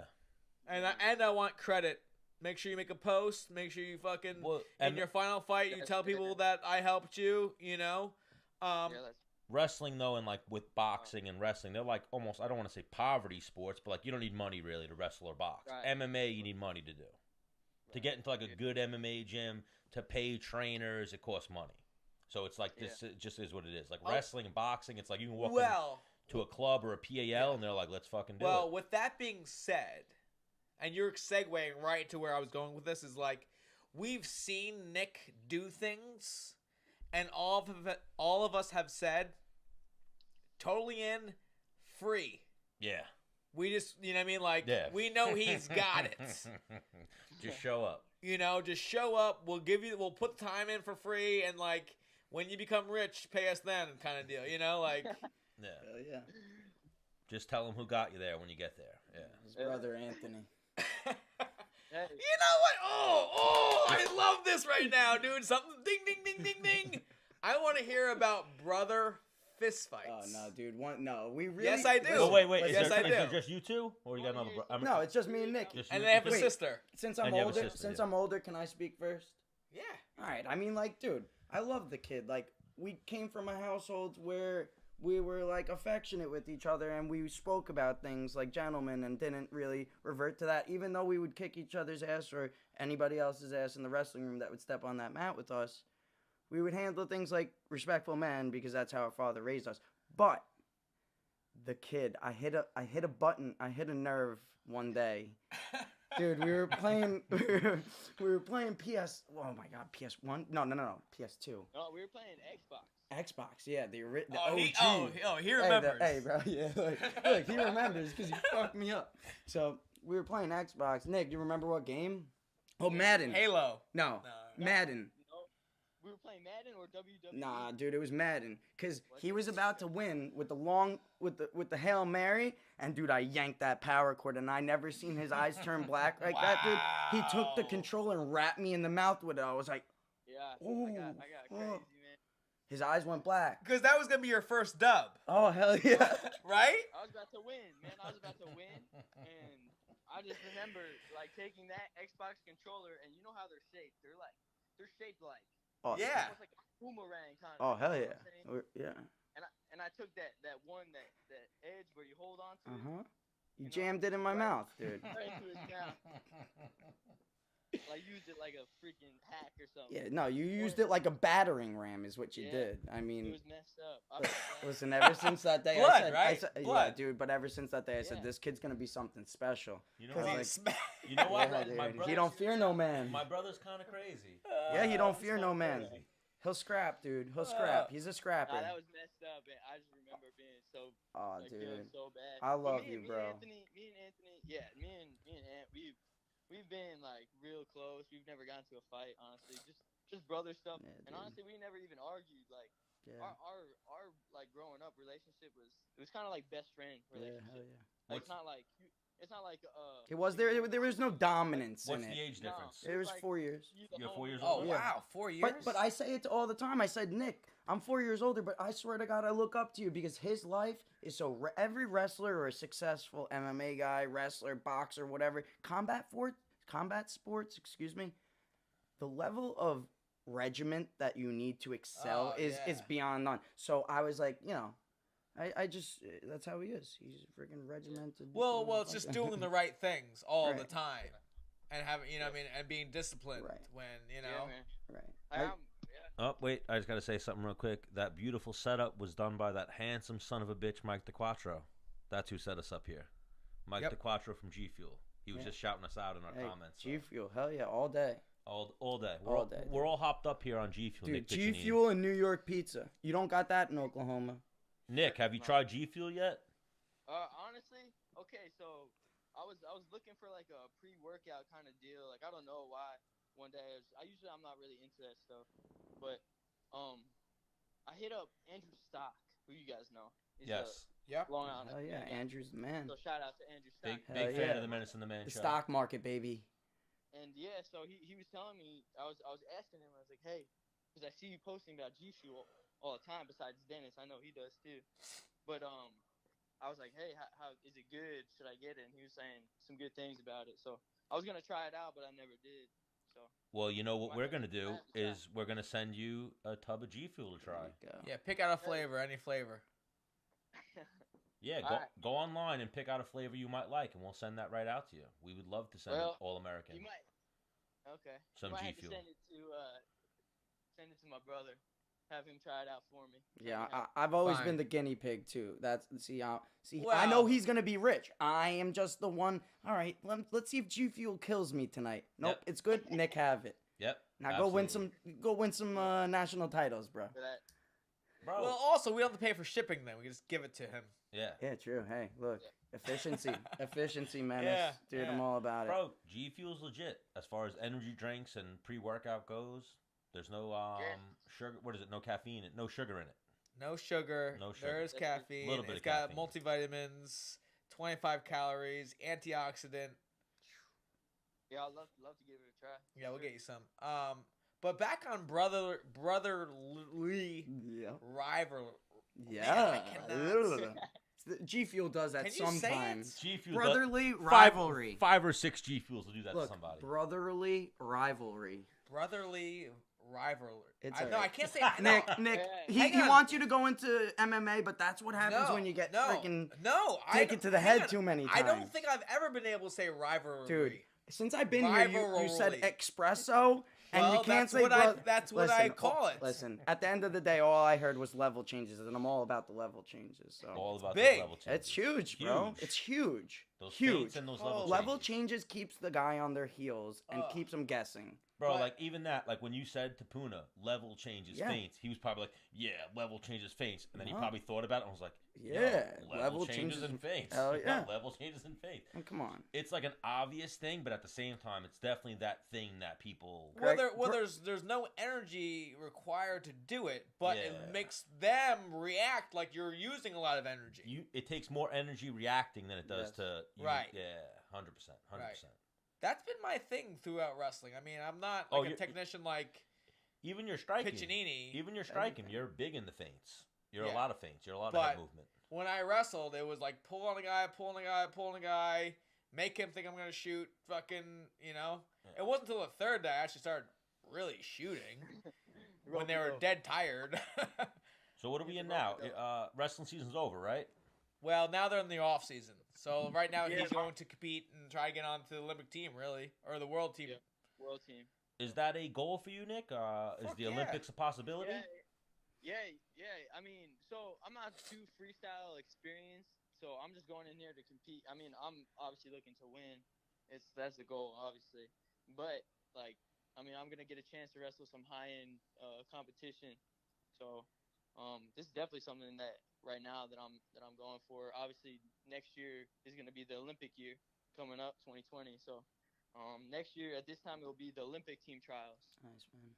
And so you know, if you make that, you turn into an Olympian. You represent your country. Go to the Olympics, Tokyo. America, motherfucker. Yeah, fuck yeah. Something that I'm working on. Pretty much every Division I wrestler does this. Tries to. Wants to. Let me ask no. Try, like, they all... They try to make it's almost mandatory to go to, like, as a, you know... Your mom would have to be dead for you not to go to the Olympic trials or, like, qualifiers. Yeah. Right. Yeah, but Menace, let me ask you this. Okay, so you're somebody that was successful in MMA. You do have a background wrestling. You know a bunch of people. Do you think those years after the collegiate, after all that's done, chasing the national title, whatever, after that's done, do you think it's more important to transition to freestyle international wrestling, or do you think those years are more valuable to learn MMA? I know it's an open-ended question. Yeah, but well, I think it depends on what you want to do. You know what I mean? For example, like, Jordan Burroughs talks about, like, yeah, I'd like to try a fight, but, like, in college, he was like, I want to be Olympian. You know what I'm saying? Like, it wasn't, for me, like, I wanted to be an Olympian. The only reason I didn't is because I dropped out of school my senior year because a girl told me she's having a kid that turned out not to be mine. And I was working 2 jobs and was like, my clock for wrestling had ran out. Right. But the goal was to become an Olympian. That was the goal while I was wrestling. And then it just so happened so, like, that fighting was your drive con when you were fighting. Right. Well, I tell everybody, especially with sports and athletics, you have to want to do the next level. To be the very best. Like, your chip on your shoulder jumping into MMA was your wrestling career. Well, yeah, I didn't do what I wanted to do. Yeah. So, like, for example, let's say your senior year, it's your last wrestling match. There's something with, like, you might have a shitty performance if that's your very, very, very last one versus, like, oh no, this isn't my last one. I'm gonna wrestle in college. And then in college, your very, very, very last college match, if you're like, no, this isn't my last college match. I'm going to wrestle in the Olympics or internationally. Right. It takes this, like, pressure off of being your last. So my very last MMA fight, going into it, I was like, this might be my very last one, but if I knock this motherfucker out in, like, 1 minute, I'm fighting again. You know what I mean? That was, like, my... It wasn't in concrete that this was my last one. I had some things in there like, no, there could be another one. I like the but like that, I think that goes back to like mindset. Like that's right. Like, I think that like a wrestler or just like I don't know if you have that mindset, it's just you're not ready to just settle for one thing. Like if one thing leads to another, that's the route that we're gonna take next. Right. That's how you gotta think. I like the thrill and the agony from that night. You seen that from the UFC Brooklyn? When after your 15-minute fight, you're like, you hit LaFlair's hand, you're like, fuck it, I'm done, bro. And LaFlair's like, you're done? And you're like, I'm fucking retiring. He's like, that's so fucking, like LaFlair says, like, fuck yeah, do you, bro, do you, fuck yeah. Let's be done with this shit. That's just up. But, like, I remember you telling me that after the fight. Like, if I would have knocked that guy out, I was going to ask for a fight in 3 weeks. I would have tried to fight again right away. But that was a 15-minute... I got dropped in the first round, fucking, not even a bomb, like, tough fight, but you fucked him up. Yeah. He was there. Like, you had to. Everybody's tough. You had to put it on him, like, it was a very tough fight. And you were like, I'm fucking done with this. Yeah, Fuck but this I think the answer for Nick Piccininni, I mean, he can only answer himself. But I think after his senior year, he'll know, like, no, there's a lot in the tank for wrestling. I'm not done yet. Or, you know what? I'm ready to totally change into something different. Maybe it's MMA. Maybe it's fucking landscaping. Who knows? No, we keep him out of that. I know I'm coming over to your house this weekend to fix the lawn, but leave my brother alone, all right? Well, I mean, who knows? But like. All right, so Nick Piccininni, we want to thank you for joining us here on Menace and The Man. Maybe you'll be that next lineage of Oklahoma State wrestlers like Daniel Cormier and those guys that jumped into the MMA. Randy Couture. Yeah, Randy Couture. Yeah, baby. Oh, Randy wrestled at Oklahoma State. Mark Munoz. Yeah, so Mark Munoz. it might be Randy Couture, Johnny Hendricks. Dude, come on. Yeah. Let's throw Nick Piccininni in that hat as well. Well, hang on. He'll be he'll have more on his tray if he's an Olympian. But he'll get paid more coming to the UFC. Oh, absolutely. Yeah.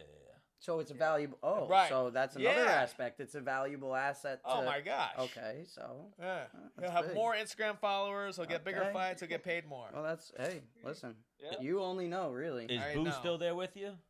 Yeah, Boo's right here with me. All right, thank you again for joining us as well, Boo. You're the man. Yo, Boo is the man. Thank you, guys. Boo, how many push-ups can you do? Shit, nothing right now, man. I'm still Shoulder doing injury. my rehab for my shoulder surgery. Hey, but hey, Nick, Dayton Fix, when he was in 3rd grade, did 100,000 push-ups. Yeah, he did in 1 year. Yeah, in 1 year as a 3rd grader. Dude, that's a freak. Jesus Christ. Oklahoma Dude. boy. Oh, yeah. hell yeah, we know. Trust me. Born and raised, man. Yeah. Nobody from New York would do 100,000 push-ups, all I'm right? gonna convince my son to do that when he's Yeah, in 3rd grade. yeah, dude, come on. No, you won't.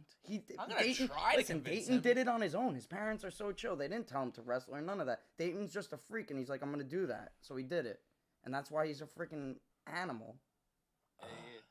And he has nicer hair than Ben Askren. I'm sorry. I Who, just had to Boo? say that. No, Dayton Fix. Oh, Dayton Fix? Dude, his I was hair gonna be is like, just who? He's like... the 133-pounder. Oh, dude, yeah. Oklahoma? Yeah, he was in the Yeah. finals with Nick Soriano from Rutgers. The whole, yeah, whatever. Let's not get started. All right, well, Nick Piccininni, Lewallen, let's make you guys Dude. regulars on the show. 2 All-American studs from Oklahoma State. Thank Hey. you again for joining us. Go Pokes. All right, go All Pokes. right, yeah, thank you guys.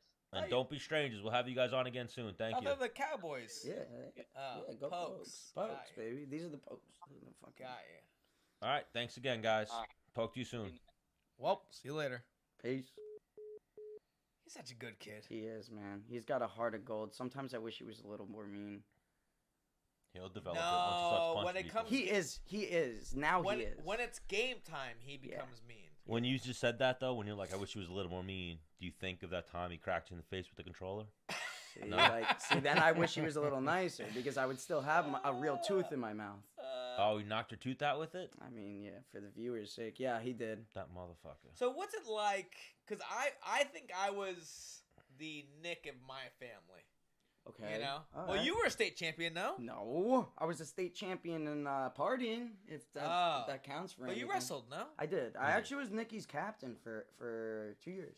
I was good, man. I was always ranked pretty high in the county. I was the choke artist of the group. So like I would get myself. Me too. Yeah, Me too, I would get dude. myself where I needed to be real good practice wrestler. Yeah. Real technical, like to slow things down and like, oh man, it was so funny. My mom's like, she used to like have this video of my brother warming up and then me warming up and like Nikki's like slapping his legs and like warming up like an animal, smacking his face, and I'm just like moseying around, listening to music. Like it's just such different mindsets, I guess, and that was the difference. He had a little bit more like Meanness. yeah, and like when you cut the shit, like wrestling is just going out there and breaking another man's will. Like you're just going in there to do what he doesn't want you to do to him, and you feel that in the match. I mean, in a fight, it's the same. You feel when you break him, and you could put it on him a little more. But yeah, man, he's seriously a good kid. Yeah, That's a special guy. Seriously, I'm not just saying that because it's my brother, but he's a good guy. Heart of gold. Because you actually remind me a little bit of my older brother. Yeah. You know? And then for me, for my younger brother, I wanted him to be better than me. So I actually, like, ruined his career, I feel. He would come off the mat, I'd be like, with a win, I'd be like, Jay, really? You couldn't pin that fucking guy? Like, oh, I was so what, negative. you put some extra pressure on him is what you're saying? Probably way too much. Yeah, so, I mean, like, we never really had that. It was just a squad. We had a real good team with great coaches, and it was like, you know, like, if Nikki won, like, we got that shit, too. Like, we felt that win because we put in the blood, sweat with him, you But know? I'm pretty sure you put, like, a pretty good footprint down, and then he was like, I want to be better than that. Yeah, I mean, dude, like, to be honest, I just gotta be honest. Like, dude, he started wrestling first. Like, he did. In first grade, he started wrestling, and then he, like, wasn't even really as good as he was until, like, man, I just gotta call a spade, but, like, dude, Gregor changed something in that kid. Like, it just took it to a different level, like, a real... It's amazing, the levels. You know the levels in the fight game. It's like here is here, but then like there's one level that you just jump. Right. And like most people can't hang. That's why he's four and state sometimes titles. it can be who tells it to you. Correct. So I could probably say the same thing that Gregor told him, but I'm not a Division I national champion. The value, it holds different value. Yeah. So if Gregor's like, dude, grab that wrist, the tilt is there all day long. No one can stop you. And then I'm like, hey, Pitch, I'm not a tilter, but I know you got a good one. It's there. Yeah. You know what I mean? There's You'd be different like, ways. yeah, you would be like, fuck that guy. I'm gonna Yeah. listen to the D190 Right. champ that Right. tilted his way through the tournament. Right. You know, like seriously He though, did. it holds value from. Yeah. It depends. You know, what you say really. You know, who says it has different. Value, Yeah, I is think what I'm there's saying. definitely something with that too. Correct. Good influence, Gregor. Great influence. And he's dude. This guy, bro. He's just he's a special guy, dude. You got to see his van. His van is red van. He loves the damn thing. It's rigged up for fishing. Looks like a rape man. Like Dude, if all he's What, missing... his caravan, his minivan? Dude, Yes. all he's missing is to live down by the river in the van, and then it's just like a complete, like... He would be so happy if he could do that. I swear. Which is so crazy, because Dude, he it's a used to have... Hang on, beautiful- he used to have the sickest... He had a Subaru STI with all the bells and whistles. Just the engine alone was $40,000. Dude, you know why he got rid of that thing?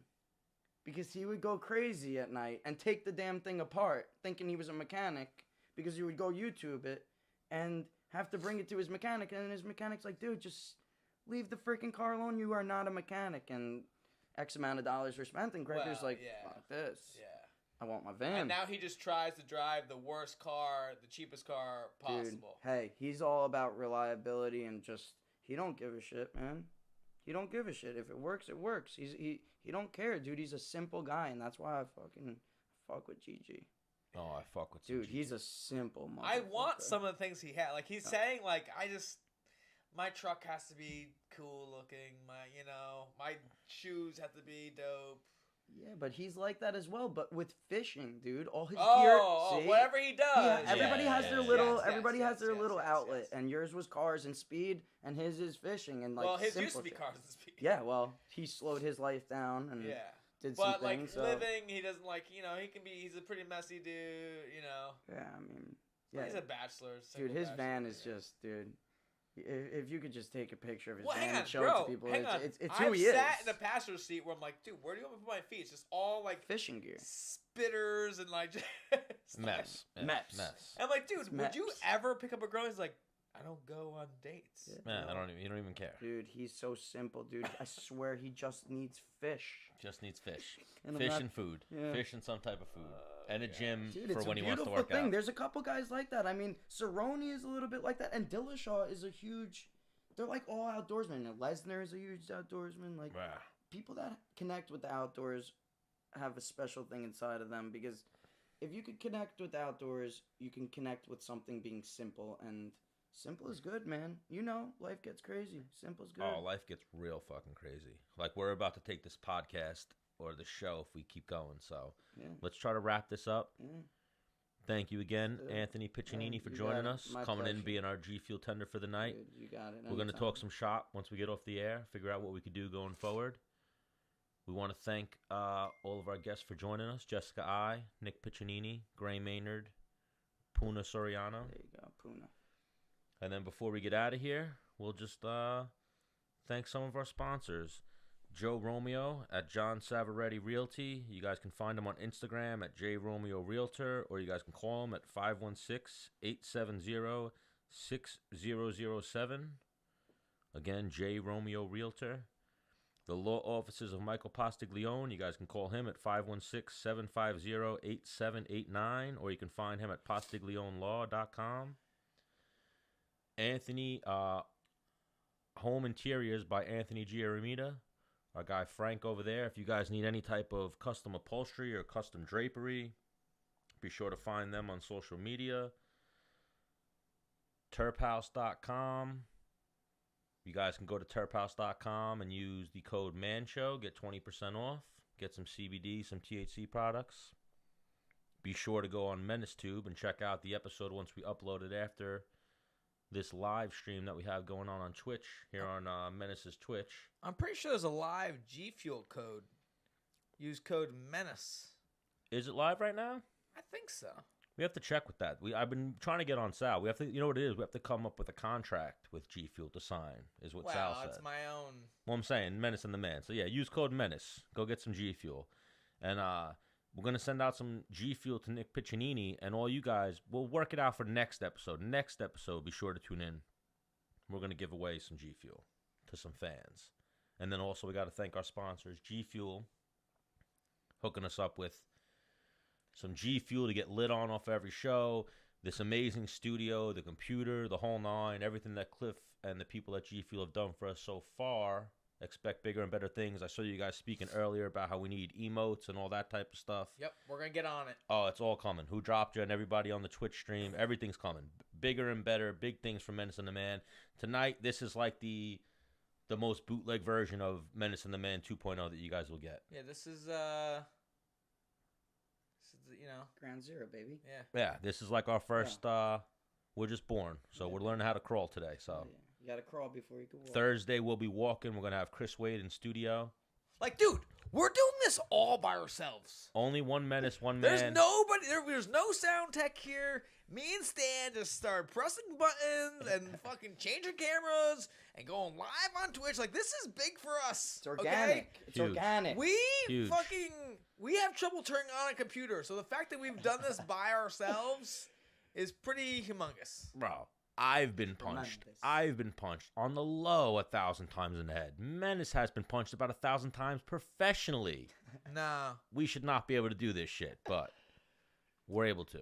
Stan speaks for himself. I got good head movement. Oh, he's moving that Level head around. changes. Yeah, Stan. Level changes. But we got to thank our sponsors, everybody that makes this show happen. Shout out to our boy Ryan LaFleur, his new spot opening up, Island Cava, Movement, BJJ. Patchog. We're going to go pay. We got to pay Michelino a visit. We both, Oh, dude. we meant need to wear it tonight. strong arm Michelino. No, movement, BJJ, or MovementBJJ.com. yeah, he gave me a shirt today, and I meant to wear on the show, but didn't match the pants. Yes, that's what I've been meaning to talk to Mitch about. We got to start. We haven't really done anything that we've been trying to do. You know, we got to work something out where we start getting MovementBJJ.com out there for our boy Mitch, as Yeah. well as let's get some Menace and the Man shirts up on his website, something like that. No. Well, you know, we want to make some merchandise. What do you mean? Hell yeah, the merch, bro. Yeah, why do you say no? Talk to you. Oh, all right, all Off right, air, all right. baby. I like that. But yes, we're gonna have some merchandise coming out soon. So let me just make sure before we get out of here that we don't do anybody dusty like me and Menace like to do sometimes. Don't do him dusty. Who's that?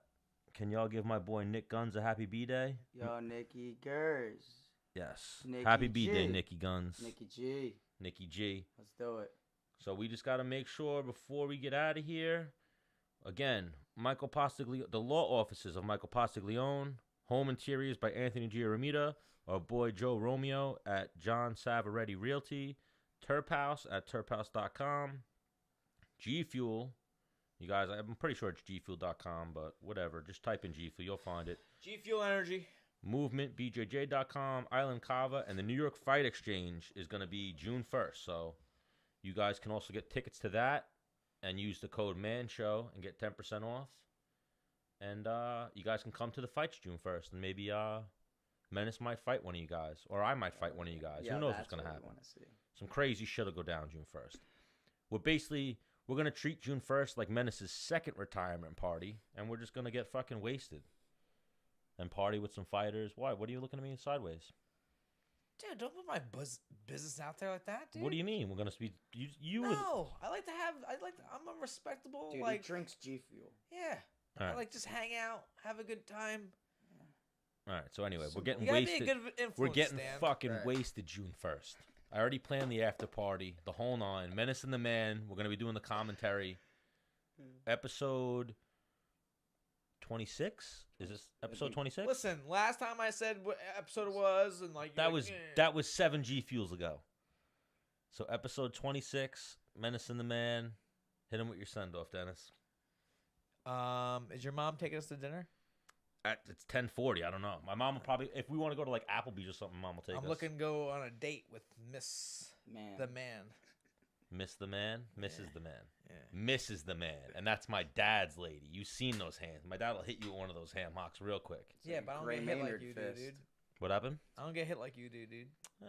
My dad's hand's so big, you're not gonna dodge that shit. Yeah, I will.